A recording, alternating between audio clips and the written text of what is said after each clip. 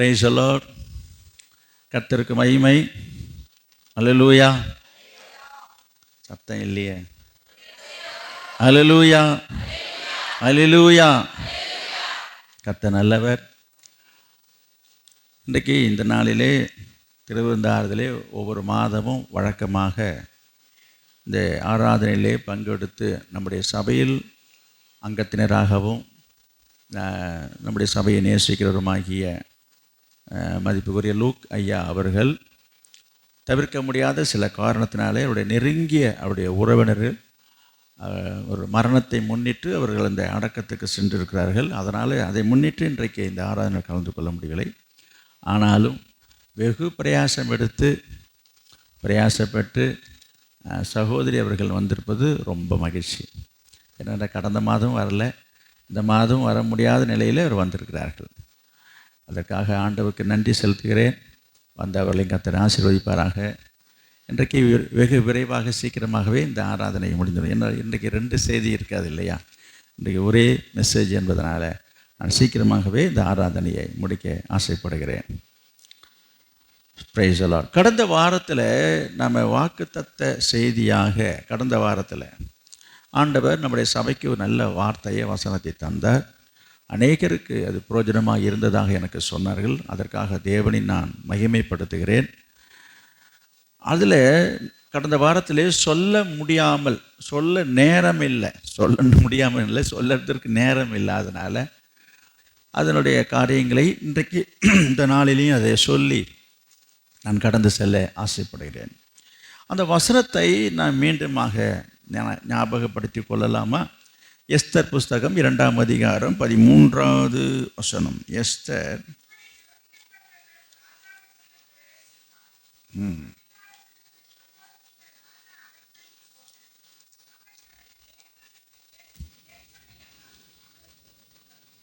Price the Lord. முடியுமா? 2ஆம் அதிகாரம் 13வது வசனத்தில் கடந்த வாரம் நான் பார்த்தது என்னவென்று சொன்னால், வேண்டுமென்று கேட்பவையெல்லாம் கொடுக்கப்படும். இதுதான் அந்த செய்தியினுடைய தலைப்பு, இந்த மாதத்துக்குரிய வாக்கு தத்தமும் கூட. வேண்டுமென்று கேட்பவையெல்லாம் கொடுக்கப்படும். கர்த்தர் உங்கள் வாழ்க்கையிலே, உங்கள் குடும்பத்திலே உங்களுக்கு என்னெல்லாம் வேண்டும் என்று நீங்கள் கேட்பீர்களோ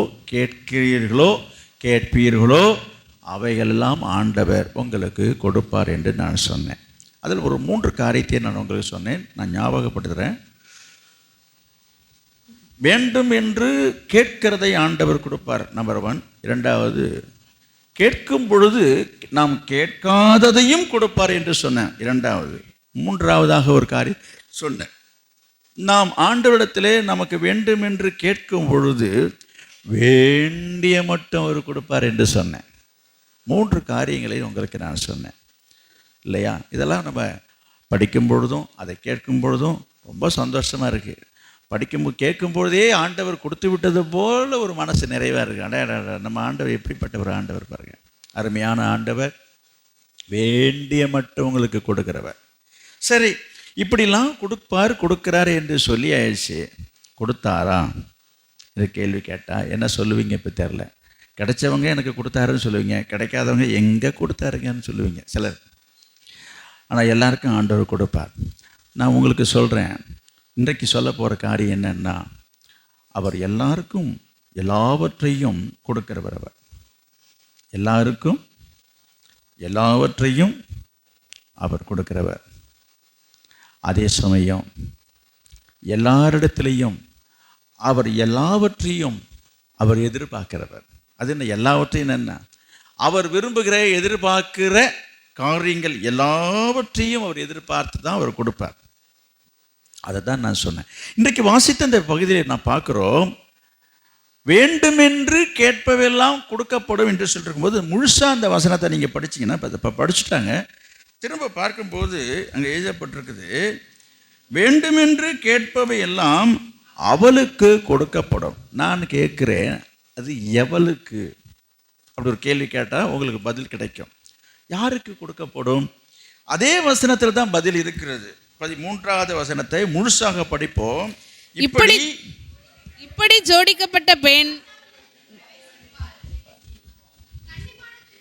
ஜோடிக்கப்பட்ட பெண் ராஜாவினிடத்தில் பிரவேசிப்பாள். கன்னிமாடத்திலிருந்து தன்னோடே கூட ராஜ அரண்மனைக்கு போக அவள் தனக்கு வேண்டுமென்று கேட்பவையெல்லாம் அவள் இங்க பாருங்க, அவள் தனக்கு வேண்டுமென்று கேட்பவைகள் எல்லாம் அவளுக்கு கொடுக்கப்படும். இங்க பாருங்க, அவள் தனக்கு வேண்டுமென்று கேட்பவை எல்லாம் அவளுக்கு கொடுப்போம். அவள் யார்? அடுத்த கேள்வி. அப்படித்தான் நம்ம தியானிக்கணும். அப்போ அவள் யார்? அவள் இங்கே பாருங்க, இப்படி ஜோடிக்கப்பட்ட பெண், அங்கே பேர் சொல்லப்படலை.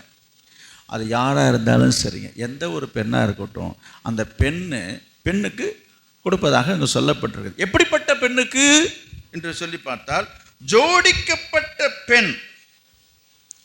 எஸ்தர் மட்டும் அல்ல, எஸ்தரும் ஒரு ஆள் தானே தவிர, அங்கே விரிவாக சொல்லப்பட்டிருக்குது என்னென்னா, வழக்கமாக ராஜாவினிடத்தில் போகிற எந்த ஒரு பெண்ணாக இருந்தாலும் என்ன செய்ய வேண்டுமா? அங்கே 12, அப்படியே கொஞ்சம் ரிவர்ஸில் வாங்க, 12வது வசனத்தை பார்த்தீங்கன்னா, ஒவ்வொரு பெண்ணும் இருக்குது பார்த்தீங்களா? அப்போ ஏராளமான பெண்கள் இருந்திருக்காங்க. ஒவ்வொரு பெண்ணும் 6 மாதம் வெள்ளை போல தைலத்தினாலும் 6 மாதம் சுகந்த வர்க்கங்களினாலும் ஸ்திரீகளுக்குரிய மற்ற சுத்திகரிப்பினாலும் ஜோடிக்கப்படுகிற நாட்கள் நிறைவேறி இவ்விதமாய் ஸ்திரீகளின் முறைமையின்படி 12 மாதமாக செய்யப்பட்டு தீர்ந்த பின்பு ராஜாவாகிய அகஸ்வேருவினிடத்தில் பிரவேசிக்க அவளுடைய முறை வருகிற போது. அப்படின்னா என்ன அர்த்தம்? ஒவ்வொருத்தருக்கும் ஒரு முறை வரும். ஒவ்வொரு முறையும் ஒவ்வொருத்தருக்கும் வருவாங்க. வரும்போது அவங்க எப்படி வருவாங்க? ஜோடிக்கப்பட்டு வருவாங்க. அப்படி ஜோடிக்கப்பட்டு வரும் பொழுது, ஜோடிக்கப்பட்டு வருகிற எந்த ஒரு பெண்மணியாக இருந்தாலும் அவள் என்ன கேட்கிறாளோ, அங்கே இருக்கு பாருங்க, அவள் என்ன வேண்டுமென்று கேட்பவையெல்லாம் அவளுக்கு கொடுக்கப்படும். அந்த பெண்மணி என்ன கேட்கிறாளோ அது கொடுப்பாங்க. இதுதான் அங்கே நடந்திருக்கிற ஒரு சம்பவம். இதிலேருந்து உங்களுக்கு சொல்ல வர விஷயம் என்ன அப்படின்னு சொன்னால், முதலாவது நம்ம பார்த்தோம் கடந்த வாரத்தில், வேண்டுமென்னு கேட்குறதெல்லாம் கிடைக்கணுன்றது நமக்கு ஒரே சந்தோஷம். நான் அடுத்த பகுதிக்கு வரேன். வேணுமென்று கேட்பதெல்லாம் கொடுப்பாரு தான். யாருக்கு கொடுப்பாரு? அவளுக்கு. அப்போனா அவனுக்கு இல்லையா என்று சொல்ல வேண்டாம். நான் சொல்ல வருகிறது, அந்த அவளாக இருக்கட்டும் அவனாக இருக்கட்டும், அங்கே நான் பார்க்குறோம். அவள் யார்? பேரை நான் கேட்குறேன், பேரை நான் கேட்கல. பேர் தேவையில்லை. இப்போ அவள் யார்? ஜோடிக்கப்பட்டவள். ராஜாவினிடத்திலே பிரவேசிப்பதற்கென்று ஜோடிக்கப்பட்டு வருகிற பெண்ணுக்கு அவள் என்ன கேட்குறாளோ அதை கொடுப்பாங்களாம். ஓ அப்படிங்களா? இப்போ என்ன செய்யணும்னு சொல்ல வரீங்க? நீங்கள் கேட்கல, நீங்கள் கேட்குறத நானே சொல்லிக்கிறேன். என்னங்க சொல்ல வரீங்க? அப்போ நாங்களும் இதுமாரி ஜோடிக்கப்பட்டு வரணும்னு சொல்கிறீங்களா? ஆண்டவர்கிட்ட ஒன்று பெற்றுக்கொள்ள வேண்டும் என்று சொன்னால், ஓ ஜோடிக்கப்படணும்னு சொல்கிறீங்களா என்று சொல்லி நீங்கள் நினைக்கலாம். நான் சொல்கிறேன், இருக்கட்டும். நான் அந்த வார்த்தையை நான் மறுக்கவும் இல்லை. அதுக்கு தானே நாங்கள் இப்போ விதவிதமாக சில பேர் இப்போ ஜோடிச்சு வராங்க. நான் உங்களுக்கு சொல்கிறேன், இந்த ஜோடிக்கப்படுவது என்று சொல்லும் பொழுது அது வேறு தமிழ் வார்த்தையிலே சொல்ல வேண்டும் சொன்னால், அலங்கரிக்கிறது, அலங்கரிப்பு, அலங்காரம் என்கிற வார்த்தையும் அதற்கு பொருந்தும். அப்படியானால் சரி, அந்த காலத்தில் அகஸ்வேரு ராஜா காலத்தில் பெண்கள் எல்லாம் ஜோடிக்கப்பட்டதாக எழுதியிருக்குது. இப்போ நம்ம போய் என்னத்தை போய் ஜோடிக்கிறது என்று சொன்னால், வேதத்தில் சொல்லப்பட்டிருக்குது, ஆண்டவரும் சொல்லுகிறாரு, நாமளும் ஜோடிக்கப்படலாம். ஆனால் எப்படி ஜோடிக்கப்படணுன்றது தான் இப்போ வேணும். நீங்கள் வேண்டுமென்று கேட்பதெல்லாம் உங்களுக்கு கிடைக்க வேண்டும், கொடுக்கப்பட வேண்டும் என்று சொன்னால், தெரியுதுங்களா, நீங்கள் ஜோடிக்கப்படணும்னு நான் சொல்கிறேன். அந்த வார்த்தை நமக்கு பொருந்தாதனால கொஞ்சம் அதுக்கு இணையான ஒரு வார்த்தையை தான் நான் உங்களுக்கு சொல்ல வருகிறதுனா, நீங்கள் அலங்கரிக்கப்பட வேண்டும் என்று சொல்லி. அடாடாடாடாடா, அப்போனா என்ன செய்யணுன்றீங்க? கண்ணில், காதில், மூக்கில், கழுத்தில், அடாடாடாடா. அதான பொதுவாக அலங்கரிப்பு என்று சொன்னால் எல்லாருக்கும் முதல்ல வருகிற ஒரு தாட், ஒரு எண்ணம் அப்படித்தான். அடுத்தது அலங்கரிப்பு என்று சொல்லும் பொழுது நித்திய சுற்றிலிருந்து என்னென்னமோ சொல்கிறாங்க, எனக்கு பேர் தெரியல, ஓட்டியானத்துலேருந்து எல்லாம் போட்டுக்கணும், விதவிதமாக அழிச்சிக்கிறோம். ஆஹா பரவாயில்லையே, எங்கேயோ போய் எங்கேயோ பாஸ்டர் பரவாயில்ல அலங்காரத்தை பற்றி சொல்ல வந்திருக்காரு, எவ்வளோ நாளாக நகை போடக்கூடாதுன்னுவாங்க, அது செய்யக்கூடாதுன்னுவார், என்ன இவர் இப்படி பேசுகிறாரு என்று நினைக்கலாம். நான் என்ன பேசுகிறேன்றதை முழுசாக கேட்டுட்டு அப்புறம் முடிவுக்கு வாங்க, கவனிங்க. இப்போ நான் பார்க்கலாம் எப்படிப்பட்ட அலங்கரிப்புகளை நம்ம கடந்து போனால் ஆண்டவர் நீங்கள் கேட்கிறதை கொடுப்பார் என்று சொல்லி பார்ப்போம். அப்போ நான் சொல்கிறேன், வேதத்தில் இருக்கிற வசனத்தோடு நான் சொல்கிறேன். 1 பேதுரு 3ஆம் அதிகாரம் 3வது வசனம். 1 பேதுரு 3ஆம் அதிகாரம் இன்றைக்கு வாசித்த வேத பகுதி. அது மயிரை பின்னி பொன் ஆபரணங்களை அணிந்து, பொன்னால செய்யப்பட்ட ஆபரணங்களை அணிந்து, உயர்ந்த வஸ்திரங்களை உடுத்திக் கொள்ளுதலாகிய புறம்பான அலங்கரிப்பு, வெளிப்படையான புறம்பான அலங்கரிப்பு உங்களுக்கு அலங்காரமாய் இராமல், உங்களுக்கு ஜோடிப்பாக இல்லாமல். இது பழைய ஏற்பாட்டில் உள்ள விஷயங்க. இப்ப பாருங்க, பேதுரு எழுதுறாரு, இந்த மாதிரி அலங்கரிப்புலாம் வேண்டாம். படிங்க. அழியாத அலங்கரிப்பா இருக்கிற சாந்தமும் அமைதலும் உள்ள ஆவியாகிய இருதயத்தில் மறைந்திருக்கிற குணமே, உங்களுக்கு அலங்காரமாய் இருக்க கடவது. அப்புறம் அதுவே தேவனுடைய பார்வையில் விலையேற பெற்றது. இன்றைக்கு நிறைய பேருடைய எண்ணங்கள் அலங்கரிப்பு என்று சொன்னால் விதவிதமாக வாங்கி போட்டுக்கணும், விதவிதமாக. இங்கே வருங்க, இப்போ காசு பணம் நம்மகிட்ட இல்லைனாலும் இன்றைக்கு காலங்கள் ரொம்ப ரொம்ப முன்னேறி மாறி போய்கிட்டு இருக்குங்க. என்னன்னு உங்களுக்கு தெரியும், அதுக்கு பேர் செட்டு நகையாம். எனக்கு தெரியலைங்க, சொல்லிக்கிறதா சொல்கிறாங்க, நாம் அதை பார்க்கல. கவனிங்க, செட்டு நகைன்னு வச்சுக்கிறாங்க. அதுக்கு ஒரு வாடகை கடை இருக்குது, அதுக்கு எவ்வளோ ஆயிரக்கணக்கில் கொடுக்குறாங்க. அதையெல்லாம் எடுத்து தலையிலேருந்து மாட்டிட்டு போகிறாங்க. திரும்பி ஃபங்க்ஷன் முடித்தோடனே கைட்டு கொடுத்துட்டு போயிட்டுருக்காங்க. இதெல்லாம் சர்வ சாதாரணமாக நடந்துட்டு போயிட்டு இருக்கிற விஷயங்கள். புரியுதுதான்? இப்படிப்பட்ட ஒரு காலத்தில் நமக்கு வேதம் சொல்லுகிறது, ஆண்டவர் சொல்லுகிறாரு, இந்த மாதிரிலாம் அலங்கரிப்பெல்லாம் வேண்டாம், இப்படிப்பட்ட ஒரு அலங்கரிப்பை நான் விரும்பலை. நான் என்ன சொல்ல வருகிறேன், நீங்கள் வேண்டும் என்று கேட்பதெல்லாம் உங்களுக்கு ஆண்டவர் கொடுக்கப்பட வேண்டும் என்று சொன்னால், அந்த காலத்தில் எஸ்தர் ராஜாச்சி வாழ்ந்த காலத்திலே, அந்த அகஸ்வேரு ராஜா அரசாண்ட காலத்திலே ஒவ்வொரு பெண்ணும் ஜோடிக்கப்பட்டு அவனிடத்தில் கொண்டு வரும் பொழுது அவள் கேட்பதெல்லாம் அவன் கொடுத்ததாக போட்டிருக்குது. நம்முடைய இயேசு ராஜா அந்த ராஜா இல்லை, அகஸ்வேரு ராஜா போல இல்லை. நம்ம இயேசு ராஜா என்ன சொல்கிறாரு, அந்த அலங்கரிப்புலாம் வேண்டாம், ஆனால் அதே போல் நீங்களும் ஜோடிக்கப்படணும் தான், நீங்களும் அலங்கரிக்கப்படணும் தான். ஆனால் அப்படிப்பட்ட ஒரு புறம்பான அலங்கரிக்க நான் உங்கள்கிட்ட எதிர்பார்க்கல. அழியாத அலங்கரிப்பாக இருக்கிறது எதுங்க இது? ஆமாம், அதனால தான் நிறைய பேர் பாருங்கள், அதை அப்படி சிம்பாலிக்கலாக காட்டுறீங்க பாருங்க. அடாடா, உங்களை தட்டிக்க யாருமே கிடையாதுங்க. இதை வாயை திறந்து சொன்னால் கூட உங்களை வாயாடின்னு சொல்லுவாங்கன்னுட்டு என்ன அமைதி பொறுமையாக அப்படி காமிக்கிறீங்க பார்த்தீங்களா, சாந்தமாக. என்னது பாருங்க, வாயே திறக்கலை. ஆஹா, ஏன் சாந்தன்னா அப்படி தானே இருக்கணும், இதை வேற சொல்லணுமா வாயை திறந்து அப்படின்றத போல எல்லாரும் பார்க்குறீங்க. கர்த்தர் உங்களை ஆசீர்வதிப்பாராக. என்னது, நம்ம படிச்சதுக்கு வருவோம். எது அலங்கரிப்பாக இருக்குது? அழியாத அலங்கரிப்பு எதுங்க? அழியாத அலங்கரிப்பு இது. சாந்தமும் அமைதியில் உள்ள ஆவியாகிய மனசுக்குள்ள, உங்க இருதயத்துக்குள்ள மறைஞ்சிருக்கிற நல்ல குணம். இங்க பாருங்க, நல்ல குணம்.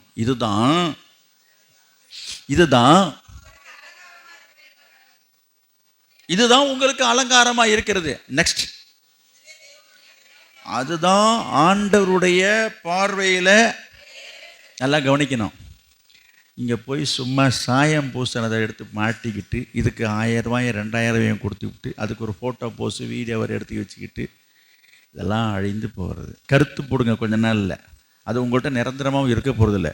ஆனால் ஆண்டவர் சொல்கிறாரு, இந்த அலங்காரம் இருக்குத, இது அழியவே அழியாது. அது மாத்திரமல்ல, நீங்கள் நினைக்கிறது போல், நீங்கள் அதுக்கு செலவு பண்ணுறது போல் இந்த 1000 2000 இல்லை, இதெல்லாம் 1 கோடி ரூபாய் கொடுத்தா கூட இதெல்லாம் வாங்க முடியாது விலையேறப்பட்ட அலங்கரிப்பு. அது என்ன அலங்கரிப்பு? உங்கள் மனசுக்குள்ளற.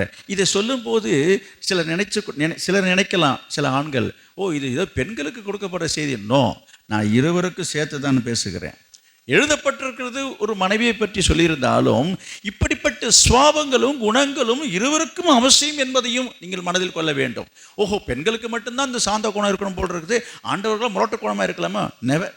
அப்படி கிடையாது. அது ஒரு சிச்சுவேஷனில் எழுதப்பட்டிருக்கு. நான் எங்கே வருகிறேன் என்று சொன்னால், இந்த அலங்கரிப்பு என்று சொல்லும் பொழுது ஆண்களை விட பெண்கள் தான் அதிகமாக அதுக்கு கவனம் செலுத்துகிறார்கள். ஆண்களை விட, ஆண்களும் இருக்கிறார்கள், இல்லை என்று சொல்ல முடியாது, ஆனால் ஆண்களை விட அதிகமாக நேரத்தை செலவு பண்ணுகிறார்கள். அதற்காக பணத்தை செலவு பண்ணுறவங்க யாருன்னு என்று சொல்லி கேட்டால் பெண்கள் தான். நீ என்ன தான் போட்டி போட்டு நம்ம முட்டி மோதினா கூட பெண்களோட இந்த விஷயத்தை ஜெயிக்கவே முடியாதுங்க. நான் சொல்ல வருகிறது அலங்கரிப்பை பற்றி சொல்கிறேன். அலங்கார விஷயங்களே, அலங்கரிப்புகளை நீ என்னத்தை பண்ணினாலும் சரிங்க, அவங்களுக்கெல்லாம் அவங்க பக்கத்தில் கூட நீங்கள் நிற்கவே முடியாது. நான் சொல்ல வருகிறது அலங்கரிப்பை பற்றி சொல்கிறேன். அதற்காக அவங்க செலவு பண்ணுற நேரத்தை பற்றி நான் சொல்ல வருகிறேன். நீங்கள் என்ன பாருங்கள், நான் எத்தனையோ திருமணங்களை நீங்களும் பார்த்துருக்கீங்க, நானும் பார்த்துருக்குறேன். எத்தனையோ கல்யாணத்துலைங்க மாப்பிள்ளை சீக்கிரமாக ரெடியாகி வந்து உட்காந்துருவாங்க. இந்த பொண்ணு வரும் பாருங்கள், யோசிச்சு பாருங்கள், கல்யாண நேரமே தாண்டி போடுங்க. இதை சொல்ல வருது. இது நம்ம இயற்கையாக இயல்பாகவே நான் பார்த்து கொண்டிருக்கிற ஒரு விஷயந்தான் அது. அதாவது போட்டி போட்டுக்கொண்டு நாங்களும் அந்த நேரத்தை தான் வருவேன் என்று சொன்னால் கூட செய்கிறதுக்கு ஒன்றுமே இருக்காது. பேண்ட்டையும் ஷர்ட்டையும் மாட்டியாச்சு, ஒரு கோட்டையும் மாட்டியாச்சு, ஒரு டையும் போட்டு விட்டாச்சு. இதுக்கு மேலே அங்கே செய்கிறதுக்கு இதெல்லாத்தையும் செய்து நினச்சி செய்தாலும் கூட அங்கே ஒன்றுமே செய்கிறதுக்குல. இங்கே பாருங்கள், நடக்கும் என்னது ரெடி ஆகிட்டு, இன்னும் 10 நிமிஷம், இன்னும் 5 நிமிஷம், என்ன தான் பண்ணுவாங்களே தெரில. இதெல்லாம் நடக்கிறது தான் நான் பேசிட்டு வரேன். என்ன சொல்ல வரேன், அவங்களுக்கெல்லாம் ஈடு கொடுக்கவே முடியாது. உனக்கு சளைச்ச நாளில் நானும் 1 மணி நேரம் ஆகும் எனக்கு ரெடினாக்க நமக்கு போர் அடிச்சு போடுங்க. 10 நிமிஷத்தில் நீங்கள் ரெடி ஆகிடுவீங்க, புரியுதுங்களா? அதுக்கு மேலே என்ன செய்யணும்னு தெரியாமல் நம்ம உட்காந்துருப்போம். அதனால் கவனிங்க, இந்த அலங்கரிப்பு என்று சொல்லும் பொழுது ஆண்களை விட பெண்கள் தான் அதிகமாக அதுக்கு நேரத்தை செலவு பண்ணுறாங்க. அதுக்காக சொல்ல வந்தேன். அதுக்காக பணத்தையும் செலவு பண்ணுறாங்க. அழகாக இருக்க வேண்டும், தோற்றம் அழகாக இருக்க வேண்டும் என்பதற்காக, அலங்கரித்து கொள்வதற்காக அவர் செய்கிறார்கள். நான் சொல்ல வருகிறதுன்னா, ஆண்டவருடைய பார்வையில் எது விலையேற பெற்றதாக இருக்கிறது? நீங்கள் போட்டுக்கிட்டு மாட்டிக்கிட்டு வர இந்த அலங்கரிப்பை பார்த்து உங்கள் அழகை பார்த்து ஆண்டவர் ரசிக்கிறவரே அல்ல. ஆண்டவர் விரும்புகிற ஒரு அழகு இருக்கிறது, ஒரு அலங்காரம் இருக்கிறது, ஒரு அலங்கரிப்பு இருக்கிறது. ஆண்டவர் அதற்கு அதிகமான விலையும் கொடுக்குறாராம். அதுதான் கர்த்தருடைய பார்வையில் எப்படி இருக்குதுன்னு சொல்லப்பட்டிருக்கிறது, விலையேற பெற்றதாக இருக்கிறதாம். 5ஆம் வசனம் பாருங்க சீக்கிரம். இப்படியே பூர்வத்தில் நம்பிக்கையாயிருந்த பரிசுத்த ஸ்திரீகளும் தங்களுடைய புருஷர்களுக்கு கீழ்ப்படிந்து தங்களை அலங்கரித்தார்கள். ஆஹா, எப்படி நடந்து எப்படி இருந்து தங்களை அலங்கரித்தார்களாம். அப்போ குணத்தால், சுவாபங்களால், பழக்க வழக்கங்களால், அணுகுமுறையினால் தங்களை அழகுபடுத்தி கொள்வது தாங்க அழகான அலங்காரம். இதெல்லாம் இல்லாமல் சும்மா மாட்டிக்கிறது, சுருட்டிக்கிறது, வெட்டி விட்டுக்கிறது, இதை மாட்டிக்கிறது, இங்கே அதை பூசிக்கிறது, இதெல்லாம் இதில் சில பேர் மயங்கிற ஆட்கள் இருக்கிறாங்க, நான் இல்லைன்னு சொல்லலை. இதை விரும்புகிற ஆண்கள் இருக்கிறாங்க, அதையும் நான் இல்லைன்னு நான் சொல்ல வரல. நான் சொல்கிறது, இவங்களை வேணால் நீங்கள் மயக்கிடலாம், இதெல்லாம் ஆண்டவர் மயங்கிறவர் கிடையாது. ஆண்டவர் இதில் மயக்க முடியாது. அப்போ ஆண்டவரை மயக்கலாம், ஆண்டவர் மயக்கிடுவார். ஆமாம், நான் சொல்கிறது என்னென்னா, இந்த வசனத்தின்படி நம்ம இருந்தோன்னு வச்சுக்கோங்க, ஆண்டவர் என்னது இந்த அழகில் அவர் மயங்குவார். ராஜா உன் அழகிலே, சங்கீதத்தில் வசனம் இருக்குது, ராஜா உன் அழகிலே மகிழ்வார்ன்னு இருக்குது. எனவே இந்த அழகை பார்த்து ஆண்டவர் மயங்குவார். எந்த அழகை என்று சொன்னால், இந்த மாட்டல் கீட்டல் தொங்கலை பார்த்து அல்ல, உன்னுடைய குணத்தை பார்த்து, உன்னுடைய சுவாபங்களை பார்த்து. நம்ம இங்கே வாசிக்கிறோம், அந்த காலத்திலே ஸ்திரீகள் என்ன செய்தார்களாம், எப்படி தன்னை அலங்கரித்தார்களாம், அலங்காரத்தினால கீழ்ப்படிதல் மூலமாக. அப்போ பாருங்கள், அவங்களுடைய குணம் சுவாபங்கள் மூலமாக தங்களை அழகுபடுத்தி கொள்வது தான் அலங்கரிப்பு. நான் இப்படி சொல்லும் பொழுது ஏதோ பெண்களுக்கு மட்டும் பேசுவதாக நீங்கள் நினைத்து விடாதீங்க. நான் இருவருக்கும் சேர்த்து சொல்லுவதுன்னா, உங்களுடைய குணாதிசயங்கள், உங்களுடைய சுவாபங்களை நான் சொல்ல வருகிறேன். இருவருக்கு இதை விட கொஞ்சம் அதிகமாக இருந்தாலும் உங்களுக்கு இது பொருந்தும். எனவே நம்முடைய குணம், நம்முடைய சுவாபங்கள் மூலமாக நம்மை அலங்கரித்து கொள்வதனால, நாம் ஜோடிக்கப்படுவதனால நீங்கள் கேட்டுக்கொள்வது எதுவோ, புரியுதா உங்களுக்கு? வேண்டுமென்று கேட்பவையெல்லாம் கொடுக்கப்படும். அப்போ நீங்கள் ஜோடிக்கப்படணும். எதனால் என்று சொன்னால், நல்ல குணம், நல்ல சுவாபம் இங்கே நான் பார்த்தோம். அதற்கு நான் வேதத்திலிருந்து அதுக்கும் நான் ஒரு உதாரணத்தை நான் சொல்ல ஆசைப்படுகிறேன். நாம் எப்படி அலங்கரித்து கொள்ள வேண்டும் என்று சொல்லும் பொழுது பாருங்க, ரூத் புஸ்தகம் 3ஆம் அதிகாரம், ரூத் 3ஆம் அதிகாரம் 11வது வசனம். இப்போதும் மகளே, நீ பயப்படாதே, உனக்கு வேண்டியபடியெல்லாம் செய்வேன். நீ குணசாலி என்பதை என் ஜனமாகிய ஊராரெல்லாம் எல்லாரும் அறிவார்கள். என்ன அருமையான வசனம்.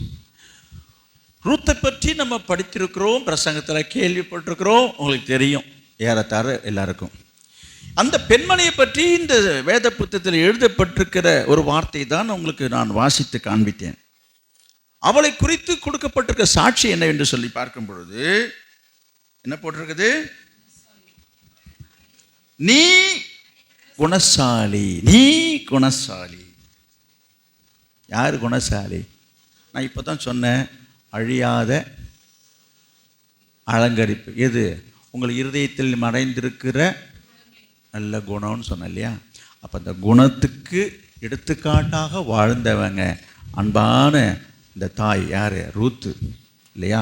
எப்படி இருந்தாங்க என்று சொல்லி பார்க்கும் பொழுது அங்கே கூட பாருங்கள், இந்த வார்த்தை, இந்த வசனம் அதோட கொஞ்சம் என்னது ஒரு ஒரு தொடர்பு, அதாவது ஒரு டச் பண்ணுது பாருங்கள். எங்கே இருக்குது அந்த வசனத்தை பாருங்கள், இங்கே படித்த அதே வசனத்தில் இருக்குது பாருங்கள். உனக்கு வேண்டியபடியெல்லாம் செய்வேன். ஆஹா, இப்போ நம்ம படித்த வசனத்துக்கும் அதுக்கும் ஒரு தொடர்பு, லிங்க் இருக்கிறத நான் சொல்ல வருகிறேன் இல்லையா? இங்கே என்ன பார்த்தோம்? இப்போ நம்ம எஸ்தரில்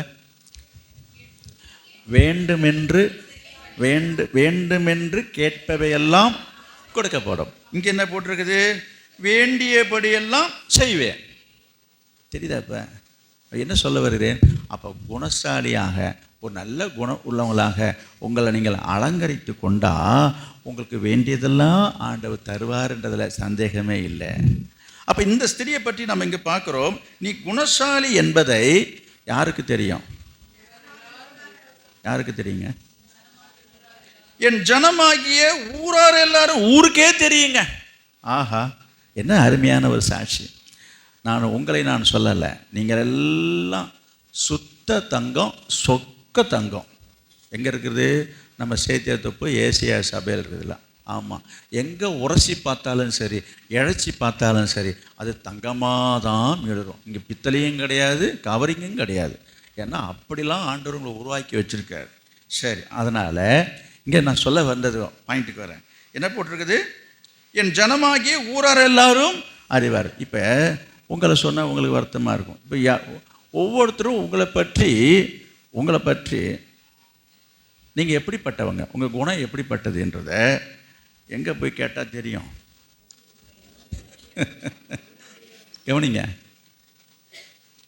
ஊரில் போய் கேட்டால் தெரியும்.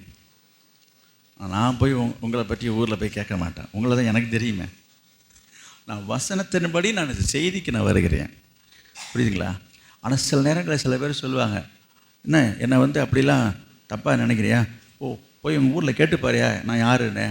அப்படி சில பேர் திடமாக தைரியமாக பேசுவாங்க. அதாவது நேர்மையாக, நாணயமாக, நியாயமாக உள்ளவங்கள்ட்ட இந்த வார்த்தை வருனீங்கன்னா, என்னை பற்றி ஊரில் கேட்டுப்பாரியா 4 பேர், என்னை பற்றி ஏதாவது சொல்ல முடியுமா என்று சில பேர் சேலஞ்சாக பேசுவார்கள். நேர்மையாக இருக்கிறவங்க பேச முடியும், நியாயமாக இருக்கிறவங்க பேச முடியும். ஆனால் சில பேர் இருக்கிறாங்க, உங்களை நான் சொல்லலை, இங்கே உள்ளவங்கள சொல்ல, சிலரை போய் ஊரில் கேட்டால் தான் தெரியும். அது உங்களுக்கு தெரியும் இல்லையா? நான் சிலரை என்று சொல்லும்போது வெளியில் உலகத்தாரை பற்றி நான் சொல்கிறேன். ஆமாம், இன்றைக்கு அநேகருடைய வாழ்க்கையின் காரியங்களை நீங்கள் விசாரித்து பார்க்கும்போது ஊரில் அவங்கள பற்றி நல்ல சாட்சி இருக்குதா? இப்போ நான் உங்களை பார்த்து கேட்குறேன், உங்களை குறித்து உங்கள் ஊரில் போய் உங்களை விசாரித்து அக்கம் பக்கத்தில் உங்களை குறித்து என்ன சாட்சி சொல்லுவார்கள் அப்படின்றது முடிவுக்கு வாங்க. நான் சொல்கிறேன், உங்களை குறித்து இந்த ரூத்தை பற்றி சொன்னது போல் உங்கள் ஊரில் எல்லாரும் நல்ல மனுஷன், குணசாலி என்று சொல்லணும். எப்படி சொல்லுவாங்க? சொல்லணும் ஆசை மட்டும் இருந்தால் போதாது, எப்படி இருந்தால் சொல்லுவார்கள்ன்றதான் முக்கியம். அப்போ நம்ம ஊரில் மற்றவங்கள்ட்ட எப்படி பேசுகிறோம், எப்படி பழகிறோம், எப்படி நடக்கிறோம், அதை பொறுத்து தாங்க சாட்சி இருக்குது. சொல்லுங்கள். இப்போ பழையபடிலாம் அந்த உதாரணத்தை சொல்ல முடியாது. இப்போ பார்த்தா அந்த குழாயடி சண்டைன்னுவாங்க. ஏன்னா இப்போ வீட்டுக்கு வீடு பைப்பு வந்துடுச்சு, அதனால சண்டை வரதுக்கு வாய்ப்பு இல்லைன்னு நான் நினச்சிட்ருக்கிறேன். இப்போ அதுக்கு முதல்ல தெருவில் அங்கங்கே ஒரு பைப்பு வச்சுருப்பாங்க, அதிகமாக சண்டை அங்கே தான் வரும். நான் முந்தி வந்தேன், நீ முந்தி வந்தேன்னு. அதனால் எப்பொழுதுமே பேசும்போது சொல்லுவாங்க, பைப்படியில் போய் கேட்டான்னு. இப்போ தான் எல்லா வீட்டுக்கும் வாசப்படிக்கே பைப்படி வந்துருச்சு. அப்புறம் எங்கே இதுக்கு நம்ம சண்டை வருது தெரியல, இதுலேயும் சண்டை வருதே தெரியல எனக்கு. இப்படி அநேக காரியங்களிலே என்னது தெருக்களில் நடக்குது. உங்கள் வீட்டு குப்பையை கூட்டி இங்கே பாரு, இங்கே தள்ளுறா, என் வீட்டு வாசப்படியில் வந்துரு. சண்டை வரதை பற்றி சொல்லிட்டு வரேன். ஏன்னா அவங்க வீட்டு கோழி இங்கே வந்துடுச்சு. இந்த மாதிரி அநேக சின்ன சின்ன அற்ப காரியங்கள்னால விட்டு கொடுத்து போகிற மனப்பான்மை இல்லாமல், சகிப்புத்தன்மை இல்லாமல், இன்றைக்கு சண்டையும் சச்சரவும் நிறைந்தவர்களாக, ஒரு நல்ல சாட்சி பெற்றவர்களாக இல்லாமல் அன்றைக்கு அநேகர் வாழ்ந்து கொண்டிருக்கிறார்கள். ஆனால் கர்த்தருடைய பிள்ளைகளாக இருக்கிற நீங்கள் இதில் ரொம்ப கவனமாக இருக்கணும். சாட்சி ரொம்ப முக்கியம். எப்படிப்பட்ட சாட்சி நமக்கு வேண்டும்? ரூத்தை போல குணசாலி என்று பெயர் பெற வேண்டும். சரி, ஏன் ரூத்தை பற்றி அவ்வளோ பெரிய குணசாலி என்று அவர் சொல்கிறாரு? அது மாத்திரமில்லை, ஊரே பேசுதாம் இல்லை இந்த ரூத்தை பற்றி ஊரே பேசுதுங்க. எதனால் பேசுச்சு தெரியுமா? 2ஆம் அதிகாரம் 11ஆவது வசனம். ரூத்து 2:11. அதற்கு போவாஸ் பிரதியுத்தரமாக, உன் புருஷன் மரணமடைந்த பின்பும் நீ உன் மாமியாருக்காக செய்ததும் நீ உன் தகப்பனையும் உன் தாயையும் உன் ஜன்ம தேசத்தையும் விட்டு முன்னே நீ அறியாத ஜனங்களிடத்திலே வந்ததும் எல்லாம் எனக்கு விவரமாய் தெரிவிக்கப்பட்டது. எனக்கு தெரியுமா? போவாஸ் சொல்றாரு, இங்க பாருப்பா, உன்னை பற்றி எனக்கு நல்லா தெரியும். என்ன தெரியும் உங்களுக்கு? நம்ம கேட்குது, என்னை பற்றி தான் உங்களுக்கு தெரியும். அப்போ ஊரே சொல்லுதுமா. என்ன சொல்லுது என்னை பற்றி? உன் புருஷன் இறந்துட்டான், உனக்கு பிள்ளையும் இல்லை, நீ நினச்சிருந்தா உன் இஷ்டப்படி போயிருக்கலாம், இஷ்டப்படி வாழ்ந்துருக்கலாம், என்ன வேணாலும் செய்திருக்கலாம், உன்னை யாரும் கேட்க முடியாது. அதோடு மட்டுமல்ல, உன் சொந்த மாமியாரே உன்னை போயிட்டு வான்னு சொல்லி அனுப்பி வச்சாங்க. ஆனால் நீ தான், நான் போகவே மாட்டேன், என் மாமியார் கூட தான் இருப்பேன் நீ சொன்னியாம்ல. ஆமாம், சொன்னதோடு இல்லை, எங்கள் மாமியார் எங்கே இருப்பாங்களோ அங்கே தான் நான் இருப்பேன். அவங்க ஊர் தான் எங்கள் ஊர், அவங்க வீடு தான் என் வீடு, அவங்க எங்கே மறிப்பாங்களோ அங்கே தான் மறிப்பேன். இப்படிலாம் நீ சொன்னியாம்ல. இதெல்லாம் எப்படி உங்களுக்கு தெரியும்? அதான் ஊரே சொல்லுதேன் உன்னை பற்றி. இப்போ நான் பேசுறதெல்லாம் கற்பனைன்ற மாதிரி சில பேர் பார்த்துட்டு இருக்கிறாங்க. இங்கே பாருங்கள், வசனத்தை சொல்கிறேன். ரூத்து 1 அதிகாரம் 15.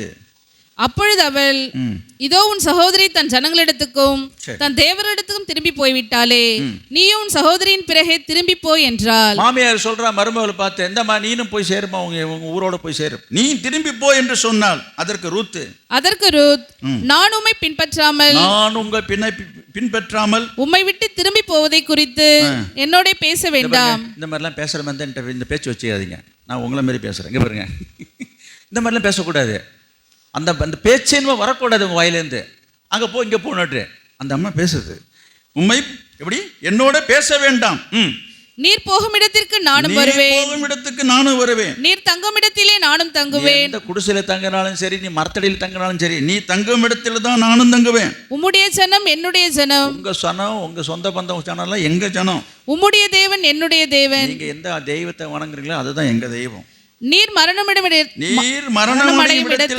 நானும் மரணமடைந்து, ஊர்ல எந்த வீட்டுல எந்த இடத்துல உனக்கு சாவு வந்து மண்டைய போடுறீங்களோ அங்கதான் நானும் சாகுவேன், அங்கே அடக்கம் பண்ணப்படுவேன். எங்க உங்களை அடக்கம் பண்றாங்களோ அங்கதான் என்னையும் அடக்கம் பண்ணுவாங்க. மரணமே அல்லாமல் வேறொன்றும் உம்மை விட்டு என்னை பிரித்தால் கர்த்தர் அதற்கு சரியாகவும் அதற்கு அதிகமாகவும் எனக்கு செய்ய கடவர் என்றால். ஆமா, இதை கேட்கும் பொழுது, இதை படிக்கும் பொழுது, சில வயதான மாமியாரா இருக்கிற சில மாமியார் அடாடாடாடா என்ன நினைக்கிறாங்க, இந்த மாதிரி ஒரு மரும பைபிளில் தான் ஏன் இருக்குது, இப்படிலாம் நடக்குமா, இப்படிலாம் கிடைக்குமா, இப்படிலாம் இருப்பாங்களா? நான் சொல்கிறேன், இருக்காங்க, இல்லைன்னு நான் சொல்ல முடியாது, இருக்கிறாங்க.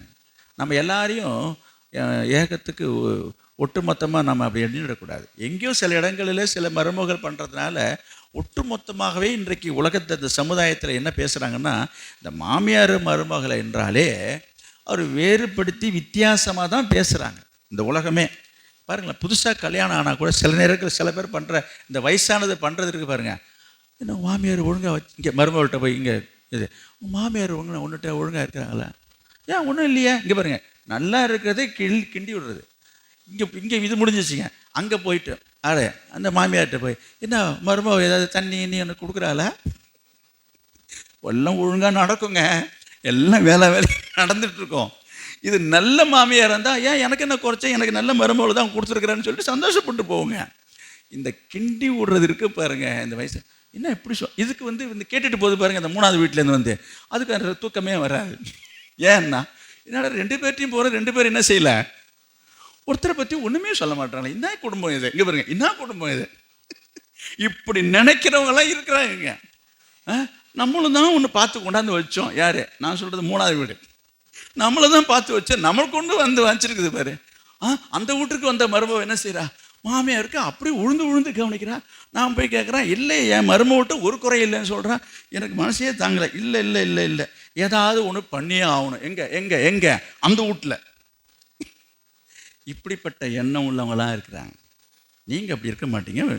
உங்களுக்கு அந்த மாதிரி எண்ணம்லாம் வராது. அதெல்லாம் கவனிங்க. என்ன சொல்ல வருகிறேன்னா, இப்படி ஒரு பொதுவான ஒரு அபிப்பிராயம் மக்கள் மத்தியில் மனசில் பதிஞ்சிச்சிங்க. மாமியார்னாலே அப்படி தான். போகும்பொழுதே சில பேர் என்ன சொல்லுவாங்க, பார்த்து நடந்துக்கடி. என்னது ஏன் என்ன ஏதுன்னு தெரியாமையா இங்கே சொல்லி வைப்பாங்க. வரவு எப்படி வரவு தெரில. எங்கே இந்த மாதிரி இருந்தால் என்னங்க பண்ண முடியும்? இப்படி தான் இன்றைக்கு போயிட்டுருக்குது. ட்ரெண்டு அப்படி தான் போயிட்டுருக்குது. என்ன சொல்கிறது தெரில. நான் சொல்கிறேன், உங்களுக்கு நான் பேசி கொண்டு வருகிறேன். எப்படி இருக்கணுன்றது தான் நான் சொல்ல வந்தேன். இந்த சம்பவத்திலிருந்து நான் சொல்கிறேன், இது போல் உங்கள் குடும்ப உறவில் இருக்கிறவர்கள் இப்படிப்பட்ட ஒரு சாட்சி உள்ளவர்களாக மாமியாரும் இருக்கணும், மருமகளும் இருக்கணும். ஏதோ மருமகளுக்கு தான் சொல்கிறேன்னு நான் சொல்லலை. இப்போ இந்த மாமியாரை பார்க்கும்பொழுது நகோமியை சொல்கிறேன், எப்படிப்பட்ட ஒரு அருமையான விட்டு கொடுத்து போகிறத நான் சொல்கிறேன். இந்தம்மா நீ உங்கள் வீட்டுக்கு போகிறதுனா போயிட்டு வாமான்னு தான் சொல்லுது அந்த அம்மா. ஆனால் நல்ல மருமக அந்த மாமியாரை விட்டு போகவே மாட்டேன்னு சொல்லிட்டுருங்க. இந்த காலத்தில் என்னங்க, சொல்கிறதுக்குள்ளரே போகிறதுக்கு ரெடியாக தான் சில பேர் இருப்பாங்க. எப்போ சொல்லுவாங்கன்னு பார்த்துட்ருக்காங்க. அப்படி இருக்கக்கூடாது. சரிங்க, இப்படி இருக்கிறதா அப்படி இருக்கிறதான்றதை அப்புறம் முடிவு பண்ணிப்போம். ஆனால் ஒரு காரியத்தை நான் உங்களுக்கு சொல்ல வருது என்னவென்றால், குணசாலி என்கிற பெயர் பெற்றவராக இருக்க வேண்டும். அது ரொம்ப முக்கியம். அப்போ உங்களை குறித்து உங்கள் குடும்பத்தில் உங்கள் ஊரில் உங்களை குறித்து என்ன சாட்சி இருக்குது? நான் வாசித்தோம் பேதுருவில் என்ன சொல்கிறாரு, உங்கள் மனசில் இருதயத்தில் மறைந்திருக்கிற அந்த நல்ல குணம்தான், அந்த குணம்தான் உனக்கு அழியாத அலங்கரிப்பாக இருக்குது. அதுதான் ஆண்டவர் பார்க்குறது. ஆண்டவருடைய பார்வையில் எப்படி இருக்குதான், அது வெளியேறப்பட்டதா அடாடாடாடான்னு சொல்லி அவர் ரொம்ப ஆச்சரியப்படுறான். அப்படி இப்போ ஆச்சரியப்படும் பொழுது நீ வேண்டுமென்று கேட்பவையெல்லாம் கொடுக்கப்படும். அப்போ ஜோடிக்கப்பட்டதை நான் சொன்னேன். நான் சொல்கிறேன், உங்களை இந்த மாதிரி ஜோடிச்சு கொள்ளுங்க. ஏன் இன்றைக்கு குடும்பங்களில் சமாதானம் இல்லை? இன்றைக்கு ஏன் சில அநேக குடும்பங்களில் சமாதானம் இல்லை? ஒருத்தர் எப்போ பார்த்தாலும் இந்த குறை சொல்கிறது ஆவி நிறைய இடத்துல இருக்குதுங்க. குறை சொல்லாதவங்க யாருமே இல்லை. எதையாவது ஒரு குறை கண்டுபிடிக்கிறாங்க, எதாவது குறை சொல்லான்னு சொல்கிறேன். குறை இல்லாதவங்க யாருமே இல்லைன்னு நான் சொல்கிறேன். குறை இல்லாதவங்க என்று சொல்லும்போது நான் தேவைகளை சொல்லவில்லை, சுவாபங்கள் குணங்களை பற்றி நான் சொல்ல வருகிறேன். எல்லாருமே முற்றிலும் தேறின பூரணமான எந்த ஒரு பெண்மணியும் கிடையாது, எந்த ஒரு புருஷனும் கிடையாது. ஏன்? ஆண்டவர் இயேசுவை தவிர யாருமே கிடையாது. அதை தான் இயேசு சொல்கிறாரு. அவரே சொல்கிறாரு, என்னையா நல்லவன் சொல்கிறார், பிதா ஒருத்தரை தவிர யாருமே நல்லவன் கிடையாது. அப்போ அப்படின்னு என்ன, எல்லார்ட்டையுமே ஏதாயிலும் ஒரு குறைகள் இருக்கத்தான் செய்யும் என்பதை தான் நாங்கள் புரிஞ்சுக்கணும். ஒவ்வொருத்தட்டையும் ஒரு குறைகள் இருக்கத்தான் செய்யும். இருக்கணும்னு நான் சொல்லலை, இருக்குது.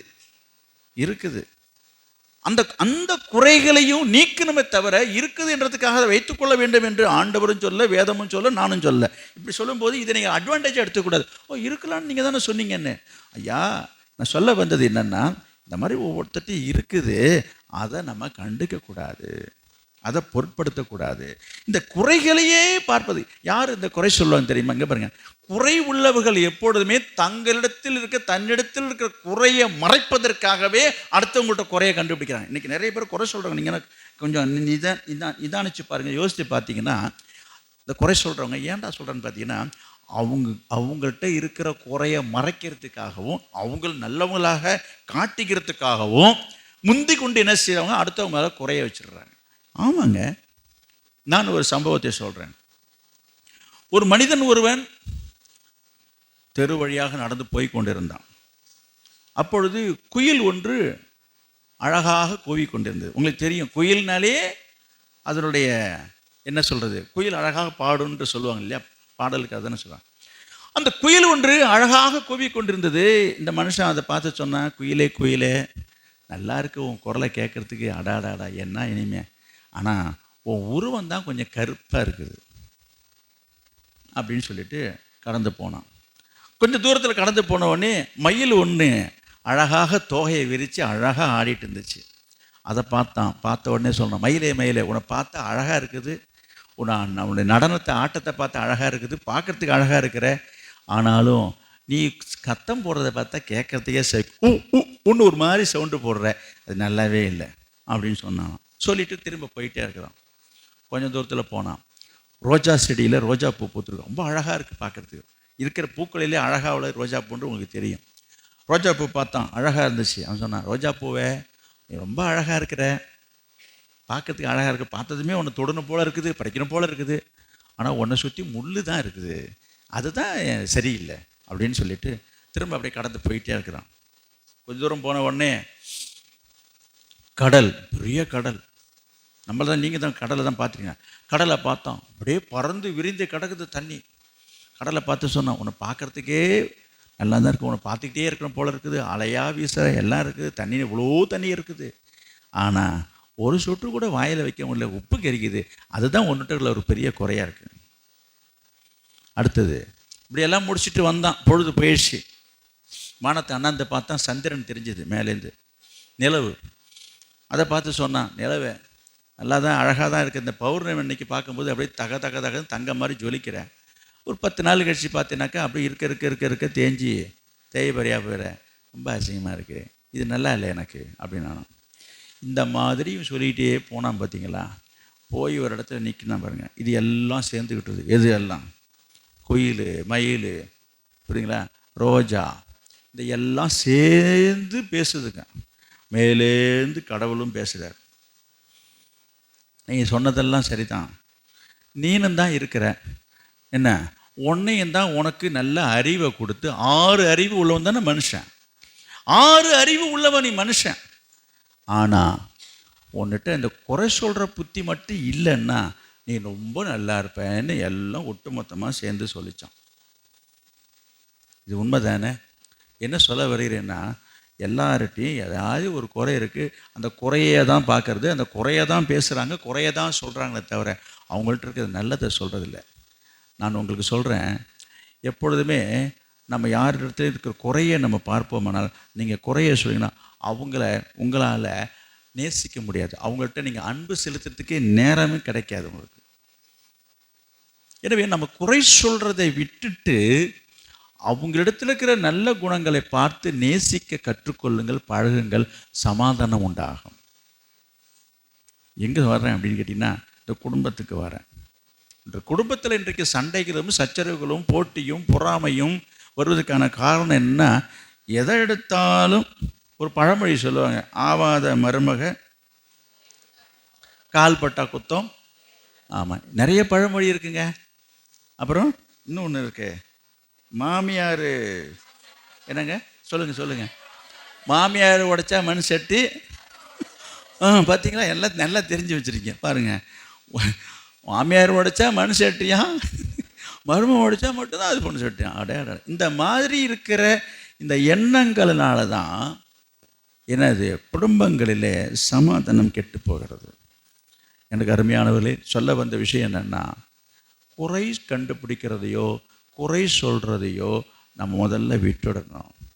குறைகள் உண்டு, குறைகள் இருக்கிறது, அதை ஏன் நீங்கள் பார்க்குறீங்கன்றேன். இன்றைக்கி நிறைய பேர் அந்த குறையை தான் பார்க்குறாங்களே தவிர அவங்கள்ட்ட இருக்கிற நிறையோ நல்ல குணத்தை பார்க்குறது எல்லாம் பாராட்டு.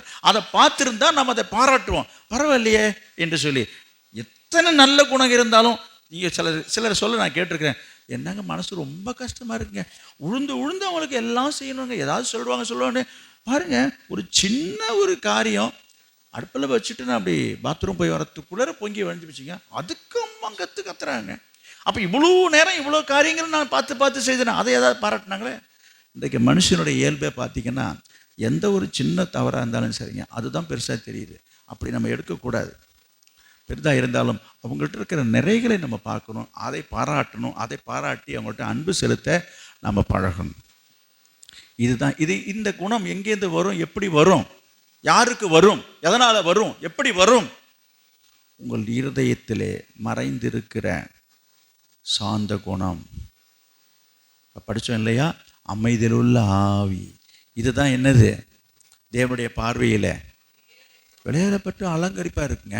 அப்போ என்ன செய்யணும்னா, இப்படிப்பட்ட சுவாபங்களால் குணங்களால் தங்களை, நான் உங்களை சொல்கிறேன், ஒவ்வொருத்தரும் உங்களை நீங்கள் அலங்கரித்து கொள்ள விரும்ப வேண்டும். அப்போ இதை ஒரு அலங்காரமாக நினைத்து அதை நீங்கள் இப்போ அலங்காரம் பண்ணால் என்ன செய்கிறீங்க? அதுக்குரிய பொருளை வாங்குறீங்க. அலங்காரம்ன்ற தானாகவே நடந்துடுது. அதுக்காக செலவு பண்ணுறீங்க, நேரத்தை செலவு பண்ணுறீங்க, பணத்தை செலவு பண்ணுறீங்க, அதுக்கான பொருளை வாங்குறீங்க, விதவிதமாக வாங்கி மாட்டிட்டு கண்ணாடி முன்ன நின்றுக்கிட்டு அலங்கரித்து கொள்கிறோம். அதே போல் ஆண்டுடைய சமூகத்தில் இப்படிப்பட்ட குணங்களையும் சுவாபங்களும் நமக்குள்ளே உருவாக வேண்டும் என்பதற்காக நீங்கள் நேரத்தை செலவிட்டது உண்டா? இந்த அலங்கரிப்புக்காக, இந்த அலங்கரிப்பு உண்டாக வேண்டும் என்று சொன்னால் தேவ சமூகத்தில் உட்கார்ந்து நீங்கள் ஜெபிக்கும் பொழுது ஆண்டவர் உங்களை பரிசுத்தத்தினால் அலங்கரிப்பார். பரிசுத்த அலங்காரத்தோடு கர்த்தரை தொழுது கொள்ளுங்கள் என்று சொல்லப்பட்டிருக்கிறது. இன்னொரு வசனத்தை நான் சொல்லணும். 1 தீமோத்தேயு 2ஆம் அதிகாரம் 9வது வசனம். 1 தீமோத்தேயு 2ஆம் அதிகாரம் 9வது வசனம். ஸ்திரீகளும் மயிரை பின்னுதலினாவது பொன்னினாலாவது முத்துக்களினாலாவது விலையேற பெற்ற வஸ்திரத்தினாலாவது தங்களை அலங்கரிக்காமல். பார்த்தீங்களா, இன்னைக்கு நிறைய பேர் அதில் தான் நேரத்தை செலவு பண்ணுறாங்க, பணத்தை செலவு பண்ணுறாங்க, அதில் தான் கவனத்தை செலவு பண்ணுறாங்க. இன்றைக்கி ரொம்ப மோசமாக போய்கிட்டு இருக்குது. நிறைய பிள்ளைகள் என்ன செய்கிறாங்க, பியூட்டி பார்லருக்கு போகிறாங்க. போயிட்டு என்ன பண்ணுறான்னு எனக்கு தெரியலிங்க, என்ன ப்ளீச்சிங் போடுறாங்களாம். எனக்கு தெரிஞ்சு எங்கள் ஊரில் நான் இருக்கும்போதெல்லாம் வீட்டில் தோட்டத்தில் வாசலெல்லாம் பாசை பிடிச்சதுனாக்கா ப்ளீச்சிங் பவுடர் போடுறது வழக்கம். எனக்கு தெரிஞ்சதை சொல்கிறேன்ப்பா. இது சொல்லிக்கிறாங்க, ப்ளீச்சிங்கிறான். ஐயோ, இன்னும் மூஞ்சில் என்ன பாசையை பிடிச்சி தெரியல எனக்கு. நான் பண்ணுறது ஒரு கிண்டலாக நினைக்கலாம். என்னை பொறுத்தவரைக்கு இதெல்லாம் சரியில்லை. உங்கள் முகத்தையும் உங்கள் சரீரத்தையும் சருமத்தையும் நீங்கள் கெடுத்துக்கொள்கிறீங்க தான் நான் சொல்கிறேன். இன்றைக்கி அழகு சாதனங்கன்ற பேரில் இன்றைக்கு அலங்கோலமாகி இன்றைக்கி அழகு என்ற பேரில் அநேகர் இன்றைக்கு தங்கள் உடம்பை வீணாக்கி கொண்டிருக்கிறாங்க. இந்த பாப் இசை பாடகர் பேர் மறந்து போச்சு. ஆமாம், அவருடைய முடிவு பற்றி உங்களுக்கு தெரியுமா யாருக்காவது? அவர் இறந்துட்டார் இல்லையா? அவர் எதனால் இறந்தார் உங்களுக்கு தெரியுமா யாருக்காவது? அவர் தன்னுடைய உருவத்தை, சரீரத்தை அழகுபடுத்துவதற்காக என்னமோ பிளாஸ்டிக் சர்ஜரின்னு சொல்கிறாங்க, ஏதோ ஒன்று செய்ய போகி தான் அது அவருக்கு ரொம்ப உடலுக்கு பாதிப்பை ஏற்படுத்தி அவர் மரித்துட்டார். இது உண்மை சம்பவம். இது போல் நிறைய சொல்லிகிட்டே போகலாம். பிரபலமான சில நடிகைகள் கூட இது போல் தன்னை அழகுபடுத்தி கொள்ள வேண்டும் என்றதுக்காக செய்ய போய் அது ஸ்கின் அலர்ஜி ஆகி இவங்க நினச்சிப்பாங்க, அதெல்லாம் ஸ்கின் அலர்ஜிங்க, ஏன் ஸ்கின்னுக்கு ஒதுக்குங்க. அதெல்லாம் சரியில்லாத. இந்த அலங்கரிப்பில் ஆண்டவர் பிரியப்பட போகிறதில்லை. இருக்கிற அழகு, ஆண்டவர் நம்மை எல்லாரையுமே அழகாக தான் படைச்சிருக்கார். எல்லாரையுமே அழகாக தான் படைச்சிருக்காருங்க. இல்லையே, சிலருக்கு ஒரு கேள்வி வரும், சிவப்பாக இருக்கிறது தான் அழகாக இருக்கும், கருப்பாக இருக்குன்னு பைபிளில் எழுதியிருக்குது. என்னது உன்னத பாட்டு இருக்குது இந்த வசனம். என்னது, நம் கருப்பாக இருந்தாலும் ஆமாம் உண்மை அது. ஆனால் மனுஷனுடைய எண்ணங்கள் வேறுபாடாக இருக்குது. மனுஷனுடைய பார்வையிலே இன்றைக்கு கருப்பு என்பது ஒரு அழகாகவே தெரியல. அழகு இல்லை என்ற ஒரு கருத்து விழுந்து விட்டது மனசில். அதனால் அவங்க எப்போவுமே இந்த செமத்து தோலை தேடிட்டு இருக்கிறாங்க. அப்படி கிடையாது. சரி விருங்க, இங்கே நான் பார்க்குறோம் எது நம்மை அழகுபடுத்தக்கூடியது, அலங்கரிக்கக்கூடியது. படிங்க. தகுதியான வஸ்திரத்தினாலோ. தகுதியான வஸ்திரம். இது நாங்கள் தகுதியான வஸ்திரம் இது வரைக்கும் என்னென்னமோ பார்த்தோம். அங்கேயே எழுதியிருக்குது என்ன, விலையேறப்பெற்ற வஸ்திரம்னு போட்டிருக்குது. இங்கே அடுத்தது இங்கே போட்டிருக்குது தகுதியான வஸ்திரம்னு போட்டிருக்கு. விலையேறப்பெற்ற வஸ்திரம்னா என்னன்னே தெரியும். அது காஞ்சி பட்டிலிருந்து, அது பனாரஸ் பட்டிலிருந்து என்னென்னமோ சொல்கிறாங்க. இதில் இன்னொரு வேடிக்கை என்னன்னு கேட்டிங்கன்னா, சிலர் நான் சொல்கிற உலகத்தாரை போல இன்றைக்கு ரட்சிக்கப்பட்டு இருப்பது சரி கிடையாது. உலகத்தில் பார்த்தீங்கன்னா பட்டு புடவை கல்யாணத்துக்கு எடுக்க போகிறவங்க போய் ஏதோ ஒரு பட்டு புடவை எடுத்துகிட்டு வந்தால் பரவாயில்லைங்க. போய் உட்காந்த உடனே 50,000 இருக்கா பாருங்கன்னுவான். அவன் பார்த்தான், வந்திருக்குது நல்ல ஐடியா இருக்கு. அவன் 25,000 இருந்தால் கூட அதில் ஒரு லேபல் எடுத்து ஒட்டி வச்சுவிட்டு 50 கொண்டு வச்சுட்டு போயிட்டே இருப்பான். எதை எப்படி அணுகிறோன்னே தெரியல. என்ன இருக்குது வித்தியாசம் இவங்களுக்கு? பாருங்க, எனக்கு தெரியல அது வித்தியாசம்லாம்.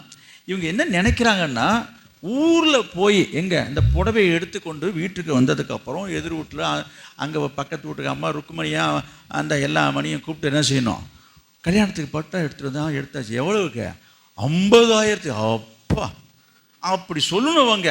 அதில் கேட்டு இவங்களுக்கு சந்தோஷம் வரணும். அப்போ இவங்களுடைய பெருமை எதில் இருக்குன்னா, இங்கே அந்த வசனத்துக்கு இருக்க பாருங்க. அப்போ விலை அதிகமாக கொடுத்து வாங்கினாதான் வசதியா? இதெல்லாம் வீணான ஆடம்பரங்கள், வீணாக செலவு பண்ணுறாங்கன்னு நான் சொல்கிறேன். இதில் ஊர் மெச்சிக்கணும், மற்றவங்க வேறு மெச்சிக்கணும்னு வேறு சொல்கிறாங்க. ஏன் நீ குறைஞ்ச விலையில் வாங்கிட்டு வந்து தான் நீ இன்னொரு 10,000 சேர்த்து சொல்லிட்டு போயேன்றான். உனக்கு அப்படி ஒரு ஆசை இருந்துச்சுன்னா, எனக்கு கேவலமாக நினைக்கிறதாக நீ நினச்சின்னா, நான் அப்படி செய்ய சொல்லலை. என்னங்க இதுக்கு போய் பணத்தை எதுக்கு செலவு பண்ணுவேன்னு நிறைய பேருக்கு தெரிஞ்சே இந்த தப்பை செய்கிறாங்க. அவங்களே சொல்கிறாங்க, என்னது கல்யாணத்தை அன்னைக்கு கட்ட போகிறாங்க, அப்புறம் அது பீரோவிலே தூங்க போகுது, அவ்வளோதான். எங்கேயாவது யாருக்கு வீட்லையாவது கல்யாண காரியம்னா நடக்கும், போவோம். எப்போ பார்த்தாலுமா இதை கட்டிட்டு போக முடியும். ஒரு வேடிக்கையாக கிராமத்தில் சொல்கிறது நான் சொல்கிறேன். யாரோ ஒருத்தி ஒரு பொண்ணு யாரோ ஒருத்திக்கு பட்டு புடவையை இரவலாக கொடுத்துட்டாலாம். என்னது? ஆமாம், பட்டு புடவை இரவலாக கொடுத்துட்டு என்னாச்சு தெரியாது உங்களுக்கு? தடுக்க எடுத்துகிட்டு பின்னாடியே போகிறேன். ஏன் தடுக்க எடுத்துகிட்டு? ஐயோ ஏன் புடவை அது, இவன் எங்கேயாவது உட்காந்து அழுக்குப்பட்டா என்ன பண்ணுறது?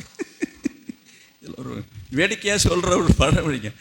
கொடுத்ததை கொடுத்துட்டு ஐயோ ஐயோ ஐயோ இப்படிலாம் இருக்கிறாங்க.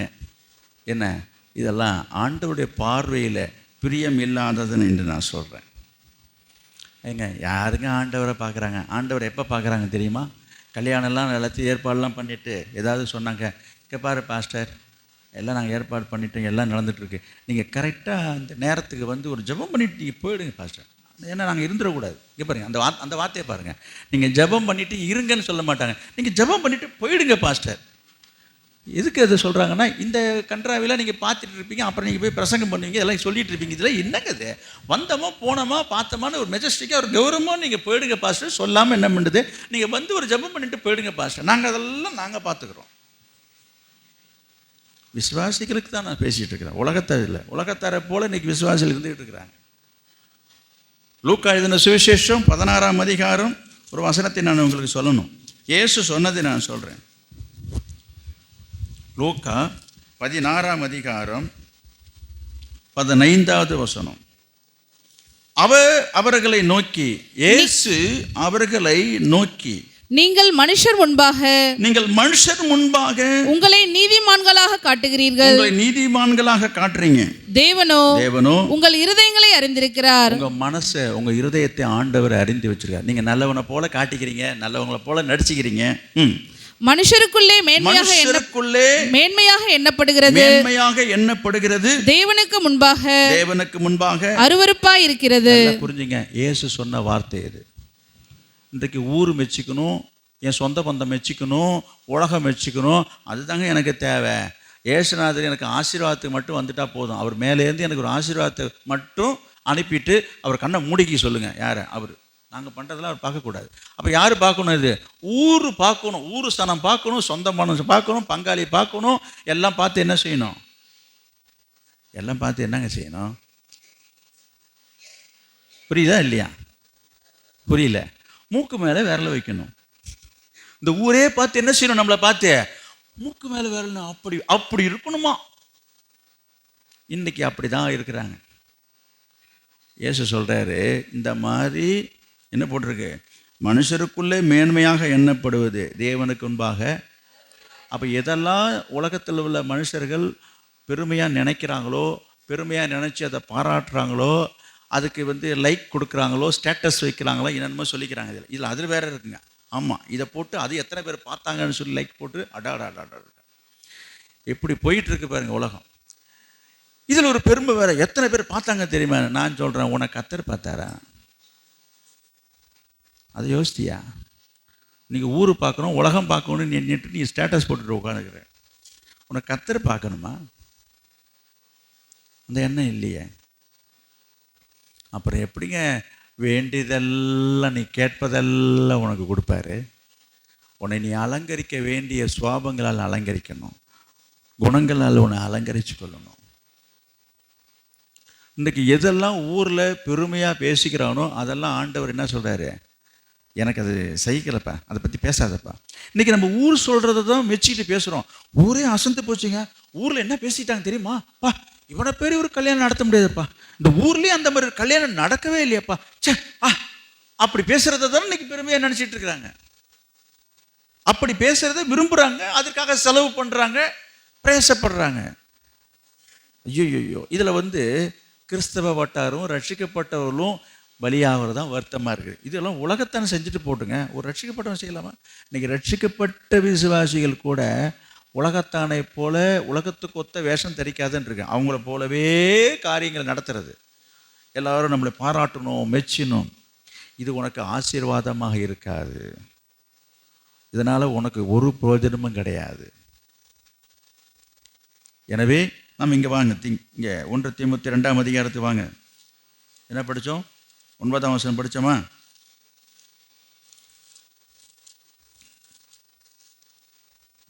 தகுதியான வஸ்திரத்தினாலும் ஞானத்தினாலும் தெளிந்த புத்தியினாலும் தேவ பக்தி உள்ளவர்கள் என்று சொல்லிக்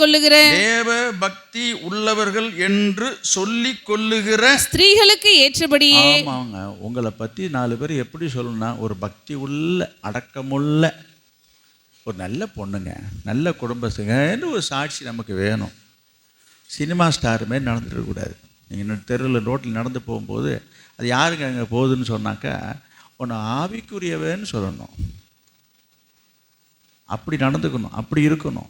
அதனால தான் அவர் என்ன சொல்கிறாரு, தகுதியான வஸ்திரம்னா என்ன தெரியுமா உங்களுக்கு?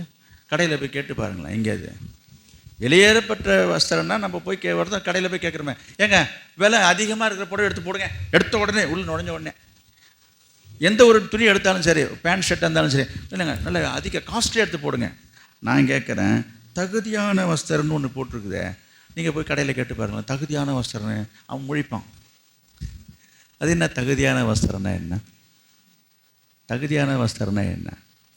ரட்சிக்கப்பட்டிருக்கிறோம், கர்த்தருடைய பிள்ளைங்க, ஆண்டோடைய பிள்ளைங்க, ஏசப்பா பிள்ளைங்க, ரட்சிக்கப்பட்டு ஞானசான் எடுத்து நம்ம சபைக்கு வந்துட்டு இருக்கிறோம். ஒரு பக்தி உள்ளவங்க, நம்ம பரலோகத்துக்கு போகக்கூடியவங்க, பரலோகத்துக்குன்று வாழறவங்க. நம்ம அப்படி இந்த உலகத்தில் வாழும்பொழுது அதுக்கு வாழ்ந்து காட்டுறதுக்கு அடையாளமாக நீங்கள் உடுத்தி கொள்கிற ஒரு உடைகளை கூட ஒரு தகுதி என்று சொன்னால் நீங்கள் நினைக்கிறது போல் வசதி அல்ல. புரியுதா? அப்போ எங்களுக்கெல்லாம் போய் இந்த இவ்வளோ அதிக காஸ்ட்லியான புடவெல்லாம் வாங்குறதுக்கு எனக்கு என்ன வழி இல்லைன்னு நினைக்கிறீங்க? ஐயோ, அந்த வழியே சொல்லலை. அப்போ எனக்கு வசதி இல்லைன்னு சொல்கிறீங்க. ஐயோ, உன்கிட்ட நிறைய வசதி இருக்குயா. அந்த தகுதி அல்ல, அந்த தகுதியை சொல்ல. தகுதின்னா என்ன? நிறைய பேர் அப்படி தான் யோசிக்கிறாங்க. இது நமக்கு தகுதியா? நம்ம ஆண்டுடைய பிள்ளை. அதாவது 1 கொரிந்தியர் 10ஆம் அதிகாரம் 22வது வசனத்தை எடுத்து படித்து பாருங்கள். 1 கொரிந்தியர் 10.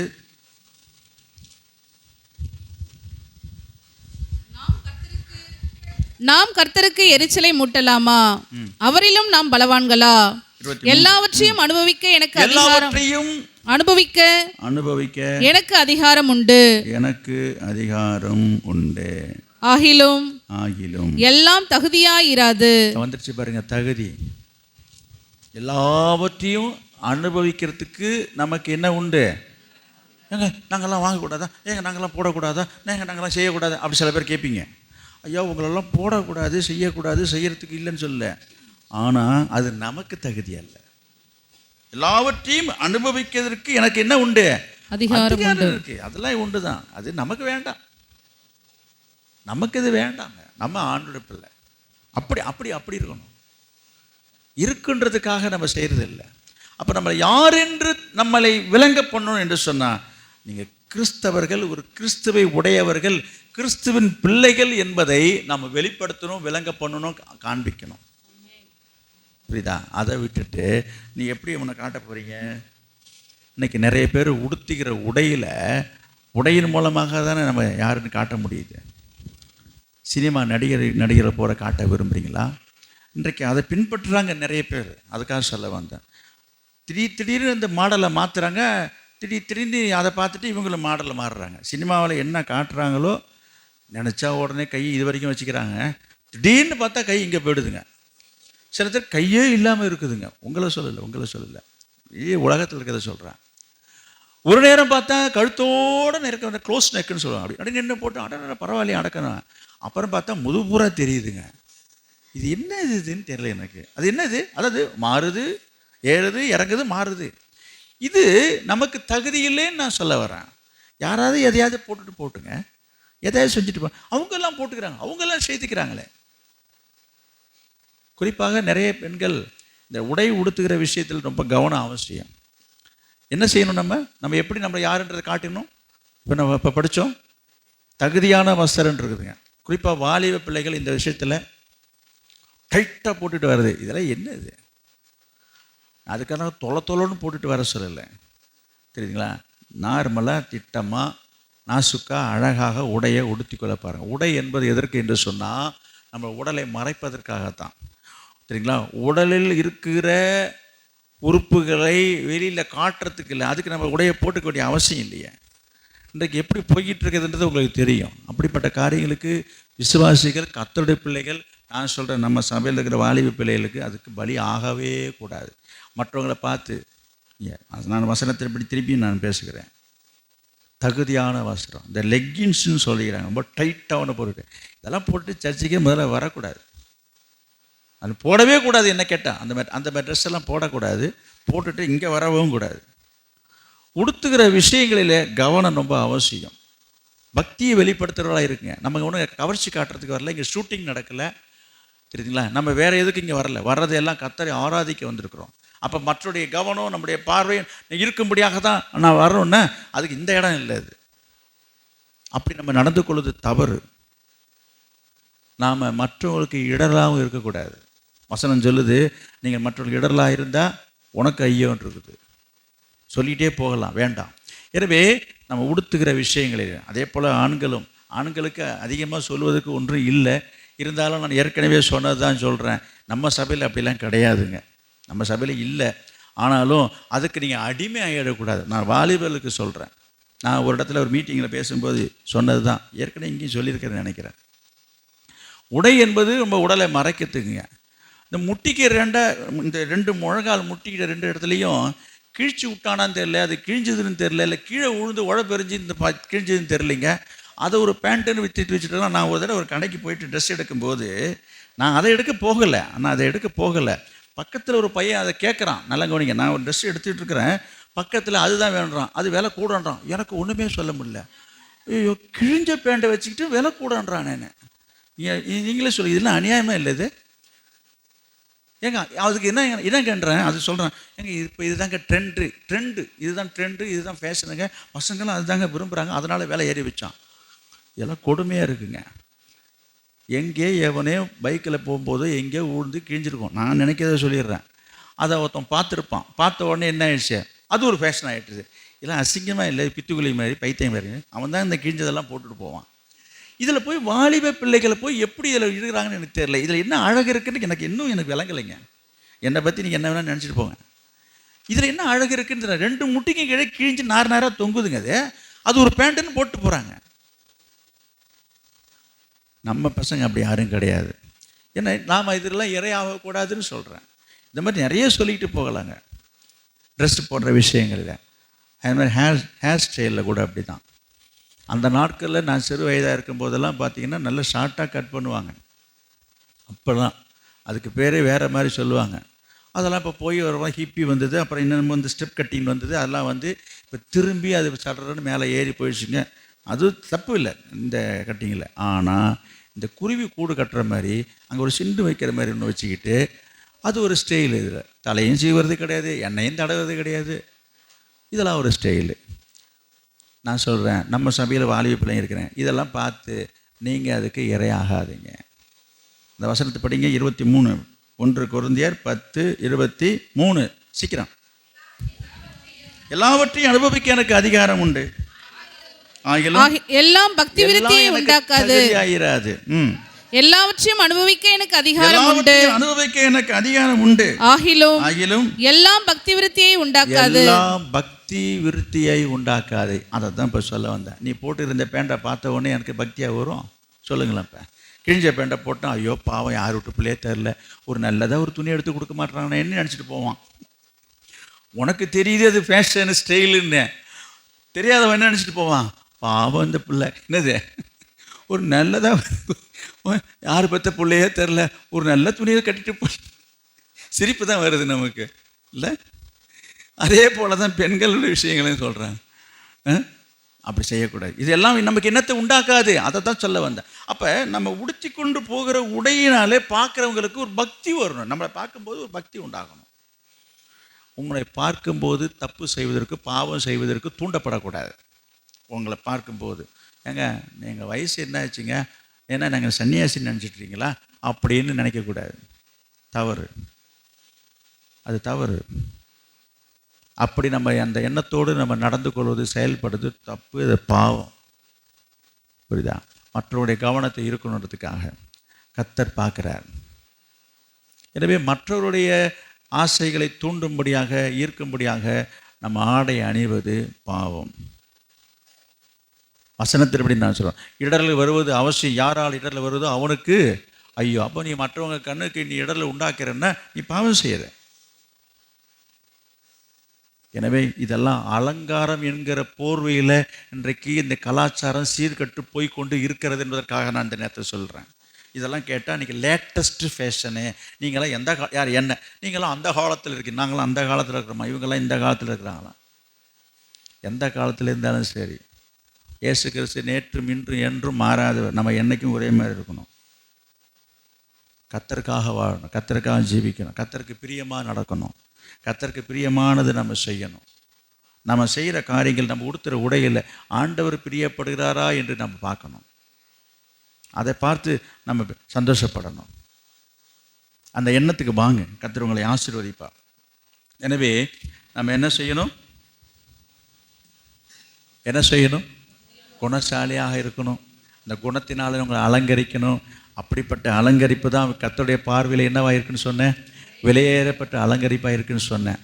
அதுக்கு நான் உதாரணமாக ரூத்தை சொன்னேன் இல்லையா? அப்போ ரூத் இப்படி வாழ்ந்ததுனால, இப்படி சாட்சி பெற்று ஒரு சாட்சியுள்ள வாழ்க்கையை வாழ்ந்ததுனால தான் புதிய ஏற்பாட்டிலே வம்ச வரலாறுடைய அட்டவணை எடுத்து பாருங்கள். புதிய ஏற்பாட்டில் இயேசு கிறிஸ்துடைய பிறப்பை பற்றி அவர் எந்த சந்ததியில் எந்த வம்சத்தில் அவர் பிறந்தார் என்று சொல்லி வம்ச அட்டவணை கொடுத்துருக்குங்க. அதில் பார்த்தீங்கன்னா மத்தேயு 1:5 நீ எடுத்து படித்து பாருங்கள். மத்தேயு 1:5. சல்மோன் போவாசை ராகாபினிடத்தில் பெற்றான். சரி. போவாஸ் ஓபேதை ரூத்தினிடத்தில் பெற்றான்.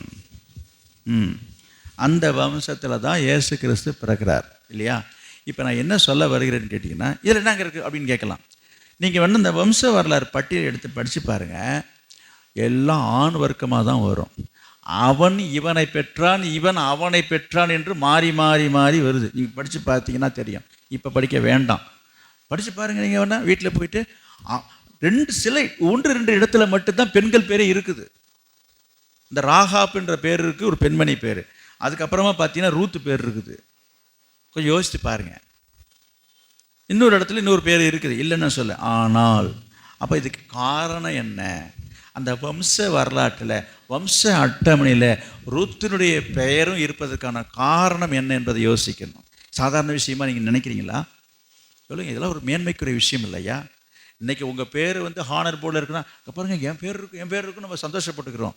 நான் சொல்கிறேன், ரூத்தினுடைய பேர் காலங்காலமாக அவள் வாழ்ந்து எத்தனையோ 1000 வருஷத்துக்கு வந்து போயிட்டான் இந்த அம்மா.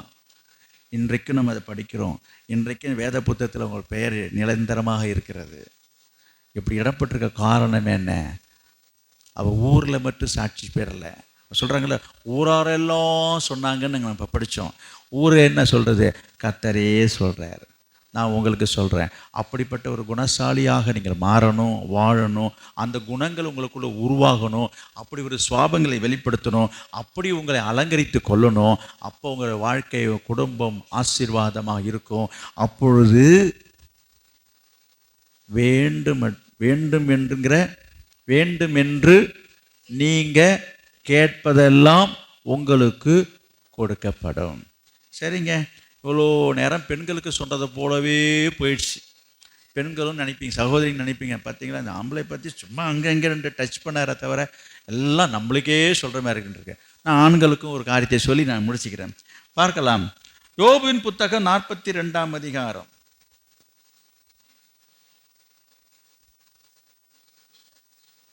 யோபு 42ஆம் அதிகாரம் 10வது வசனம். யோபு தன் சிநேகிதருக்காக வேண்டுதல் செய்தபோது கர்த்தர் அவன் சிறையிருப்பை மாற்றினார். யோபுக்கு முன்னிருந்த எல்லாவற்றை பார்க்கிலும் இரண்டத்தனையாய் கர்த்தர் அவனுக்கு தந்தருளினார். இங்கே ஒரு சம்பவத்தை பார்க்குறோம். நான் என்ன சொல்ல வந்தேன்? அலங்கரிப்பு. அலங்கரிப்பு என்ன அலங்கரிப்பு? குணங்களால் நம்மளை அலங்கரிக்கணும், ஜோடிக்கப்படணும். அப்படி ஜோடிக்கப்பட்டவங்கள் வரும் பொழுது அவர் வேண்டும் என்று கேட்பதெல்லாம் கொடுக்கப்படுறாங்க. அந்த குணங்களில் ஒன்று தான் யாக்கோபு எழுதுகிறார் 5ஆம் அதிகாரத்தில் 11வது வசனத்தை பாருங்களேன். யாக்கோபு 5:11 பாருங்க சீக்கிரம். இதோ பொறுமையா இருக்கிறவர்களை பாக்கியவான்கள் என்கிறோமே. பொறுமையா இருக்கிறவர்களை பாக்கியவான்கள் என்று நம்ம சொல்றோமே. யோபின் பொறுமையை குறித்து கேள்விப்பட்டிருக்கிறீர்கள். பொறுமையை பற்றி நம்ம கேள்விப்பட்டிருக்கிறோம் தானே. கர்த்தருடைய செய்கையின் முடிவையும் கண்டிருக்கிறீர்கள். ஆண்டவர் அதனால அந்த பொறுமையினால ஆண்டவர் அவனுக்கு செய்ததையும் நம்ம பார்த்திருக்கிறோம் தானே. கர்த்தர் மிகுந்த உருக்கமும். போதும், அதை தான் இப்போ பார்க்குறோம். அப்படி என்னங்க நடந்தது யோபுடைய வாழ்க்கையில் பாருங்க. இப்போ அதை தான் அங்கே படித்தோம். யோபுக்கு என்ன, யோபுவை பற்றி உங்களுக்கு தெரியும், விளக்கமாக விரிவாக சொல்கிறதுக்கு இப்போ நேரம் இல்லை. யோபின் புத்தகத்தை படித்தவருக்கு தெரியும், யோபின் சரித்திரத்தை படித்தவருக்கு தெரியும். யோபு என்கிறவன் ஒரு செல்வ சீமானாக வாழ்ந்தான். அந்த வாழ்ந்த காலத்தில் அவன் ரொம்ப வசதியாக வாழ்ந்தான். எல்லாமே ஆடு மாடு என்று வேலைக்காரன் என்று சொல்லி 10 பிள்ளைகளோட செல்வாக்காக வாழ்ந்த சீமானவன்.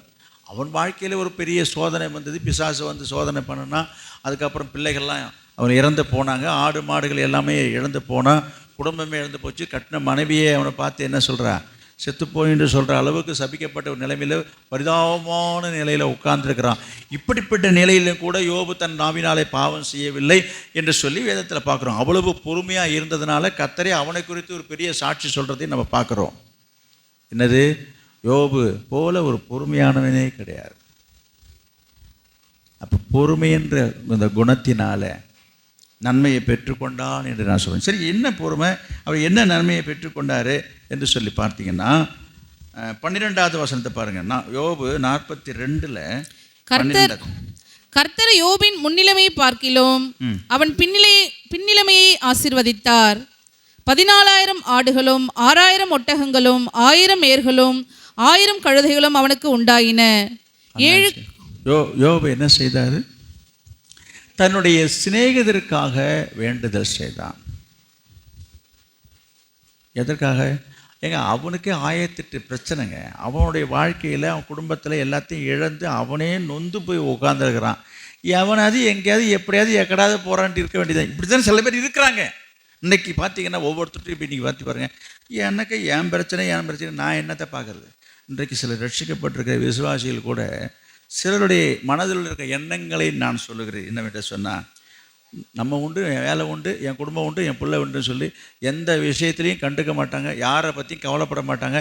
யார் என்ன செய்தாலும் எப்படி போனாலும் என்ன பண்ண மாட்டாங்க.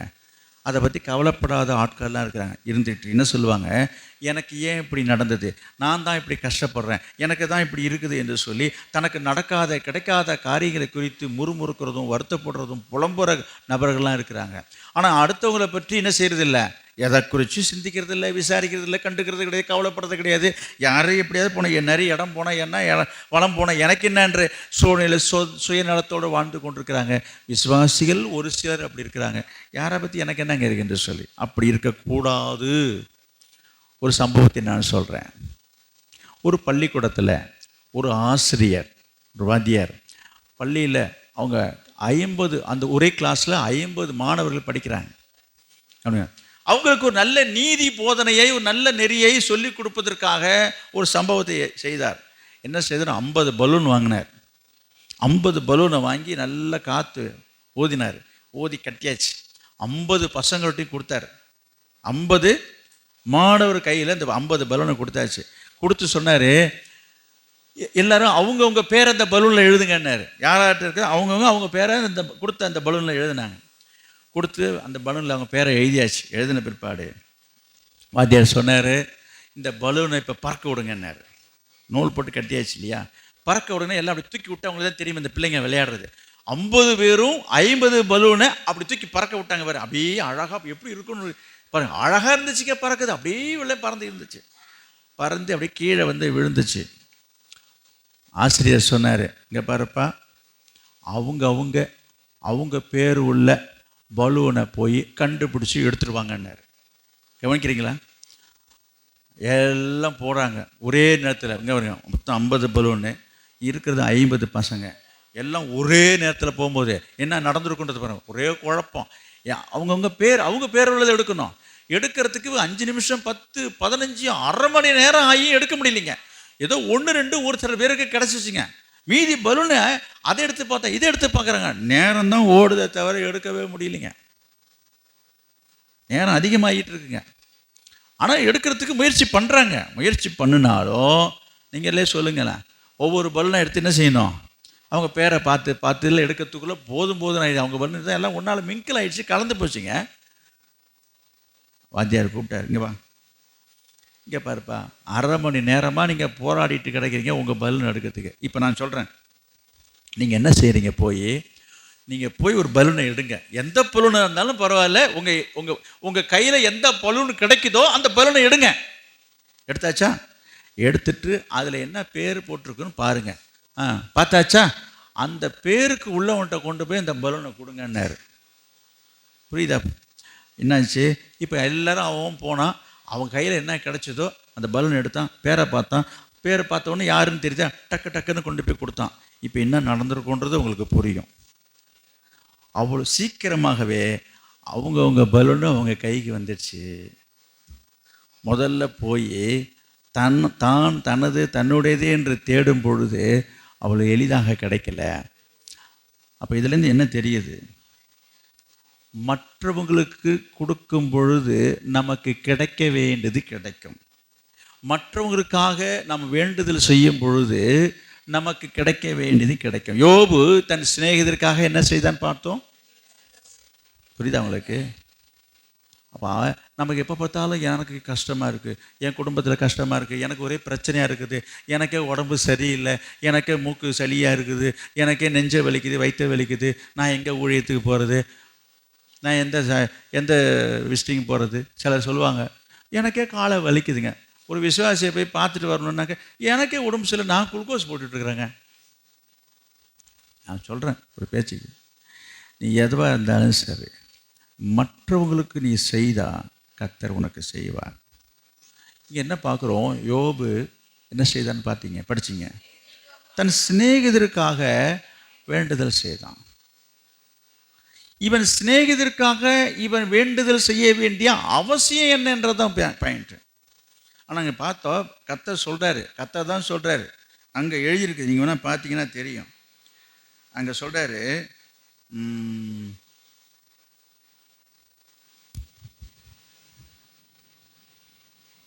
8வது வசனத்திற்கு பாருங்க. என் தாசனாகிய யோபும் உங்களுக்காக வேண்டுதல் செய்வான்.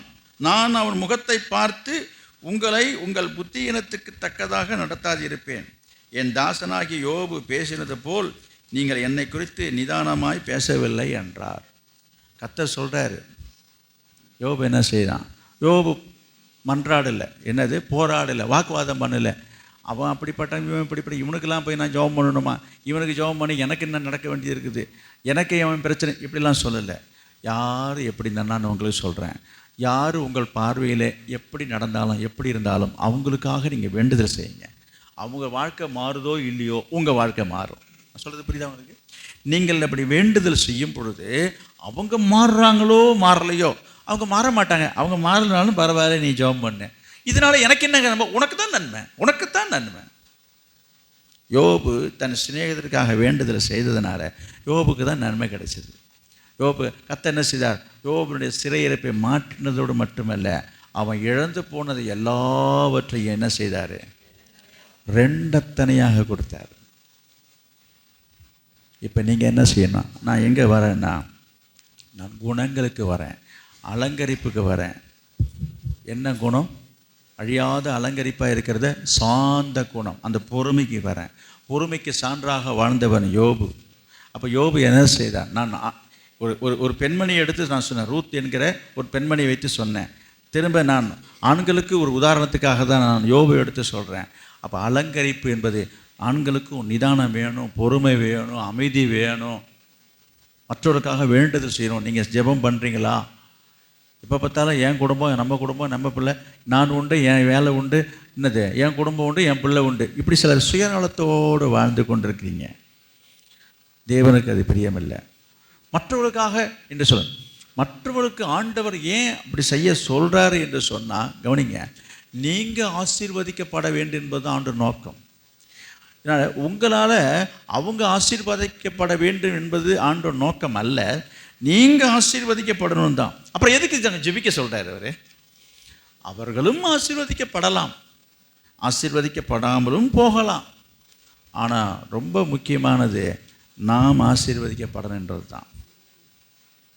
இந்த சத்தியத்தை நீங்கள் நன்றாக புரிஞ்சிக்கணும். நான் ஒரு சம்பவம் ஒன்று படித்தேன், நடந்ததில்லை, படித்தேன். அது ஒரு கற்பனையாக இருந்தாலும் அதில் ஒரு கருத்து இருக்குது. கவனிங்க, ஒரு பெண்மணி ஆண்டவரை பக்தியாக வாழ்ந்த ஒரு பெண்ணு மறிச்சிட்டான். மறித்த உடனே நல்ல உண்மை உத்தமாக பக்தியாக இருந்த பிள்ளைன்னு சொன்னான் இல்லையா, உடனே தேவ தூதர்கள் வந்து அவங்கள அழைச்சிட்டு போகிறாங்க. சொல்கிறான், நீ இந்த உலகத்தில் ஆண்டவருக்கு பிரியமாக பயந்து நீ வாழ்ந்ததுனால ஆண்டவர் என்ன செய்கிறாரு? சில பேர் கன்னத்தில் கையை வச்சுட்டாங்க, தலைவலியாட்டுருக்குது. இது என்ன பெரிய தலை? நான் முடிச்சிடுறேன், கவனிங்க. சில பேர் கவனிக்கலை, பின்னாடி இருக்கிறவங்களாம் பிரதர்ஸ், சிலருடைய கவனம் எங்கன்ட்ட இல்லை. என்ன பாருங்கள்,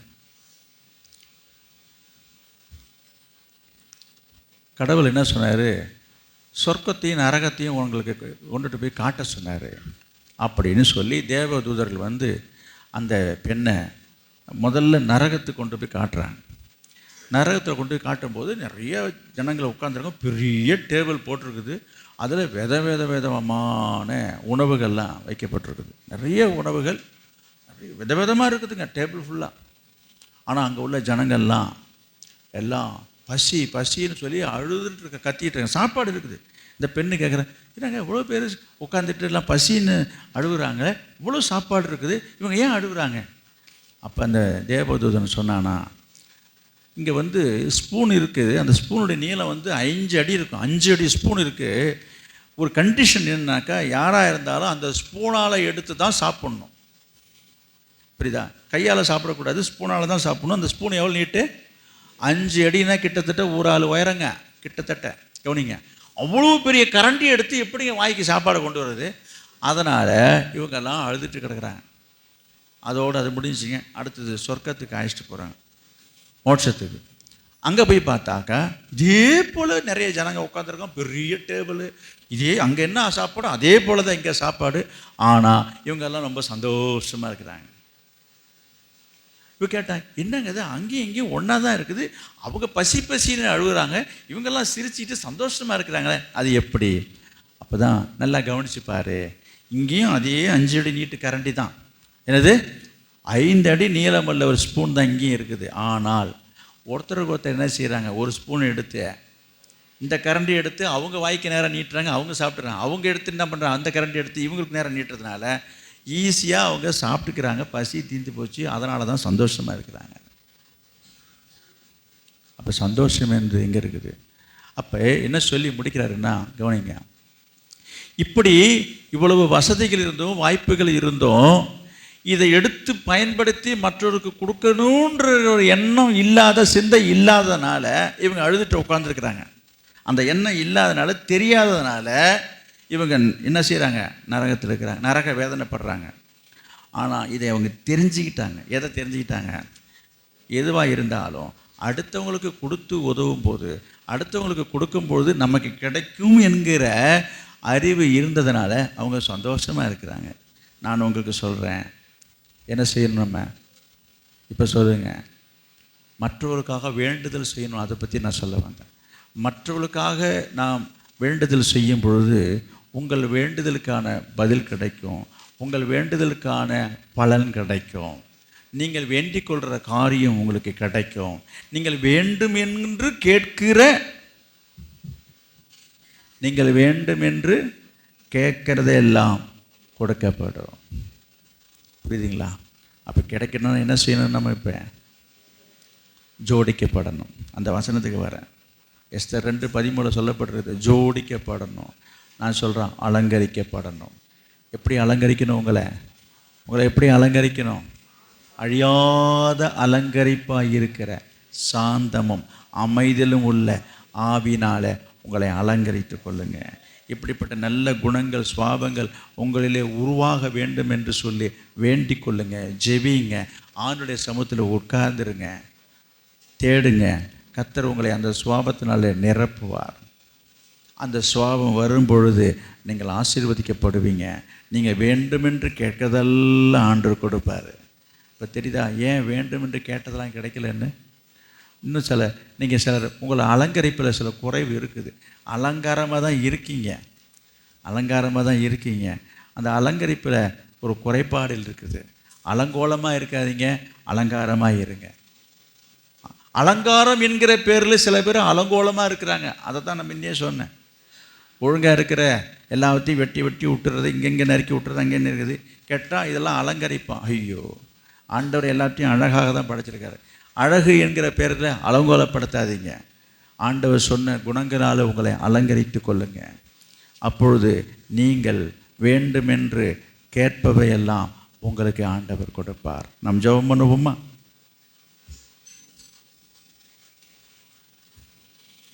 ஹல்லேலூயா. கர்த்தர்ட்ட கேட்போம். கேளுங்க பார்க்கலாம். நீங்கள் ஜெபம் பண்ணுங்க. எல்லாரும் ஜெபிங்க. ஒரு வார்த்தை சொல்லி வாயை திறந்து, ஆண்டவரே, வேண்டுமென்று கேட்பதெல்லாம் கொடுப்பதாக சொன்னீரப்பா. என்னுடைய அலங்கரிப்பு, என்னுடைய அலங்காரம், என்னுடைய ஜோடிப்பு உம்முடைய பார்வையிலே விலையேற பெற்றதாக இல்லையே. நான் உலகத்தை பிரியப்படுத்துகிறேன். உலகத்துக்கு ஒத்த வேஷம் தெரிஞ்சிருக்கிறேன்.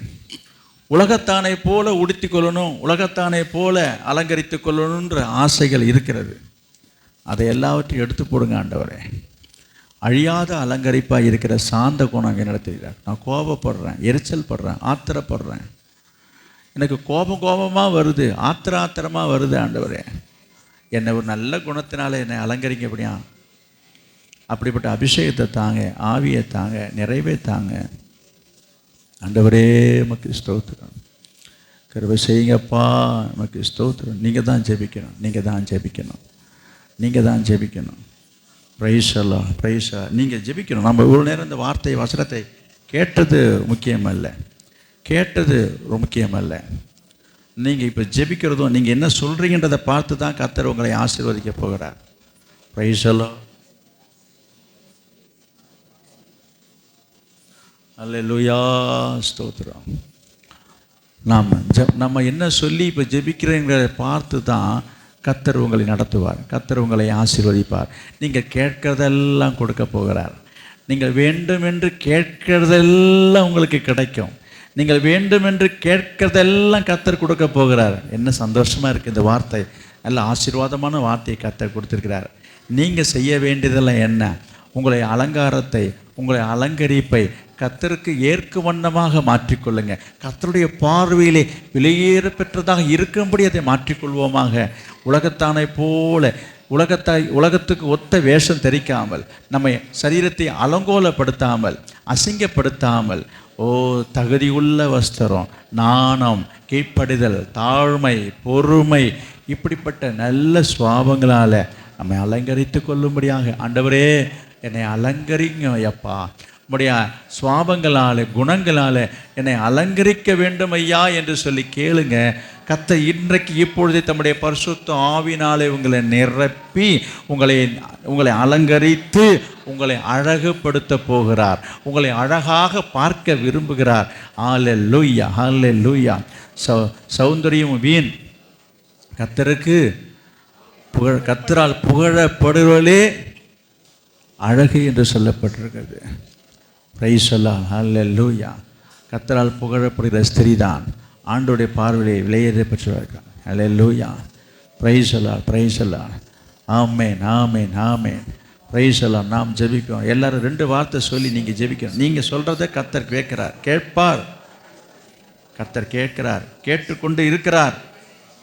பிரைஸ் எல்லாம். நீங்கள் என்ன தீர்மானம் எடுக்கிறீங்க, இப்போ என்ன சொல்கிறீங்கன்றதை கேட்டு தான் கர்த்தர் உங்களுக்கு வேண்டியதெல்லாம் தருவார், செய்வார், செய்ய போகிறார். பிரைஸ் எல்லாம், பிரைஸ் எல்லாம். சௌந்தரியம் வஞ்சனை உள்ளது, அழகும் வீண்.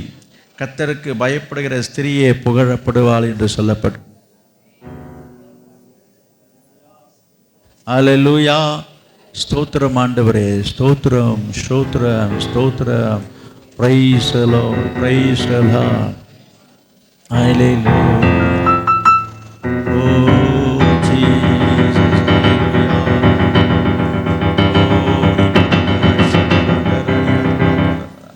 லிபாலந்தரரி சந்தனமனந்தரரி.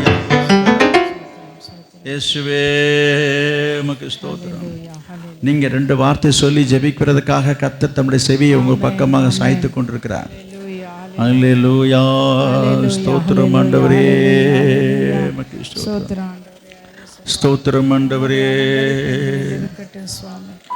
அல்லேலூயா. Praise the lord. நாம் ஜெபிப்போம். சகோதரி ஜெபம் பண்ணுவார்கள். ஸ்தோத்திரம் ஆண்டவரே. தகப்பனே, இந்த அருமையான வேலைக்காய் நன்றி செலுத்துகிறோம். ஆவியானவரே, இந்த வேலையில் கேட்ட சத்தியத்தின்படி அப்பா, உம்முடைய வல்லமுள்ள வார்த்தைகளுக்காய் உம்முடைய அலங்கரிப்பு எங்களுக்கு அலங்காரமாக இருக்கட்டும் சுவாமி. சாந்தம் ஆண்டவரே, அமைதியிலும் உள்ள ஆவி, இச்சை அடக்கங்கள் ஆண்டவரே, குணஸ்தாலியான ஸ்திரியை கண்டுபிடிப்பவன் யார்? அவைகள் விலையேற பெற்ற முத்துகளாக இருக்கிறது நாங்கள் பார்க்கிறோம் ஆண்டவரே. ஆமையா, இந்த நாளில் கூட ஆண்டவரே நாங்கள் பார்த்தோம் ஐயா, ரூத்தை குறித்து நீ கர்த்தரால் ஆசீர்வதிக்கப்படுவாயாக, நீ தரித்திரரும் ஐஸ்வர்யவான்களுமானபடி வாலிபர்களின் நீர் பிறகே போகாததினால் உன் முந்தின நற்குணத்தை பார்க்கிலும் உன் பிந்தின நற்குணம் உத்தமாய் இருக்கிறது. இப்பொழுது மகளே, நீ பயப்படாதே, உனக்கு வேண்டிய எல்லாம் செய்வேன். நீ குலசாலியான ஸ்திரீ என்பது ஜனமாகிய ஓராரெல்லாம் அறிவித்தார்கள் என்று நாங்கள் வாசித்தோமே. அதுபோல் ஆண்டவரை, எங்களை காண்கிறவர்கள் உம்மை காணட்டும் ஆண்டவரே. ஆண்டவரே, உத்தமம் உள்ள குணசாலிகளாய் ஆண்டவரே சோத்திரம், பொறுமையிலும் ஆவிலும் அன்பிலும் சமாதானத்திலும் ஒருவருக்கொருவரை ஆண்டவரே நாங்கள் தாங்குகிறது, ஒருவருக்கொருவருக்காய் ஜெபிப்பதிலும் ஆண்டவரே அப்படிப்பட்ட அலங்காரமான வஸ்திரங்களை உடித்து கொள்ளத்தக்கதான ஆவியின் அலங்காரம் எங்களை உடித்து கொள்ளட்டும். ஜெபம் என்னும் அலங்காரம், துதி என்னும் அலங்காரம், வேத வாசிப்பு என்னும் அலங்காரம், பாடல் என்ற அலங்காரம் எங்களை அலங்கரித்து கொள்ள தகப்பன் எங்களுக்கு உதவி செய்யுங்க ஐயா. ஆவின் பட்டயத்தை எடுத்துக்கொண்டு உமக்கு சாட்சியாய் வாழ ஆவியானவர் அப்படிப்பட்ட குணசாலியான ஸ்திரீகளை போல ஆண்டவரே உம்முடைய சமூகத்தில் ஆண்டவரே ஒரு எஸ்தர் ராஜாத்தியை போல ஆண்டவரே ஒரு தெபராளை போல ஆண்டவரே நாங்கள் உம்முடைய சமூகத்தில் சாட்சியாய் வாழ தகப்பன் நீர் உதவி செய்யுங்க. உம்முடைய நாமம் மகிமைப்படட்டும் ஐயா. ஆவியானோட கரத்தில் எங்களை தாழ்த்துகிறோம், வெறுமையாக்குறோம். இயேசுவின் நாமத்தில் பிதாவே, ஆமென், ஆமென்.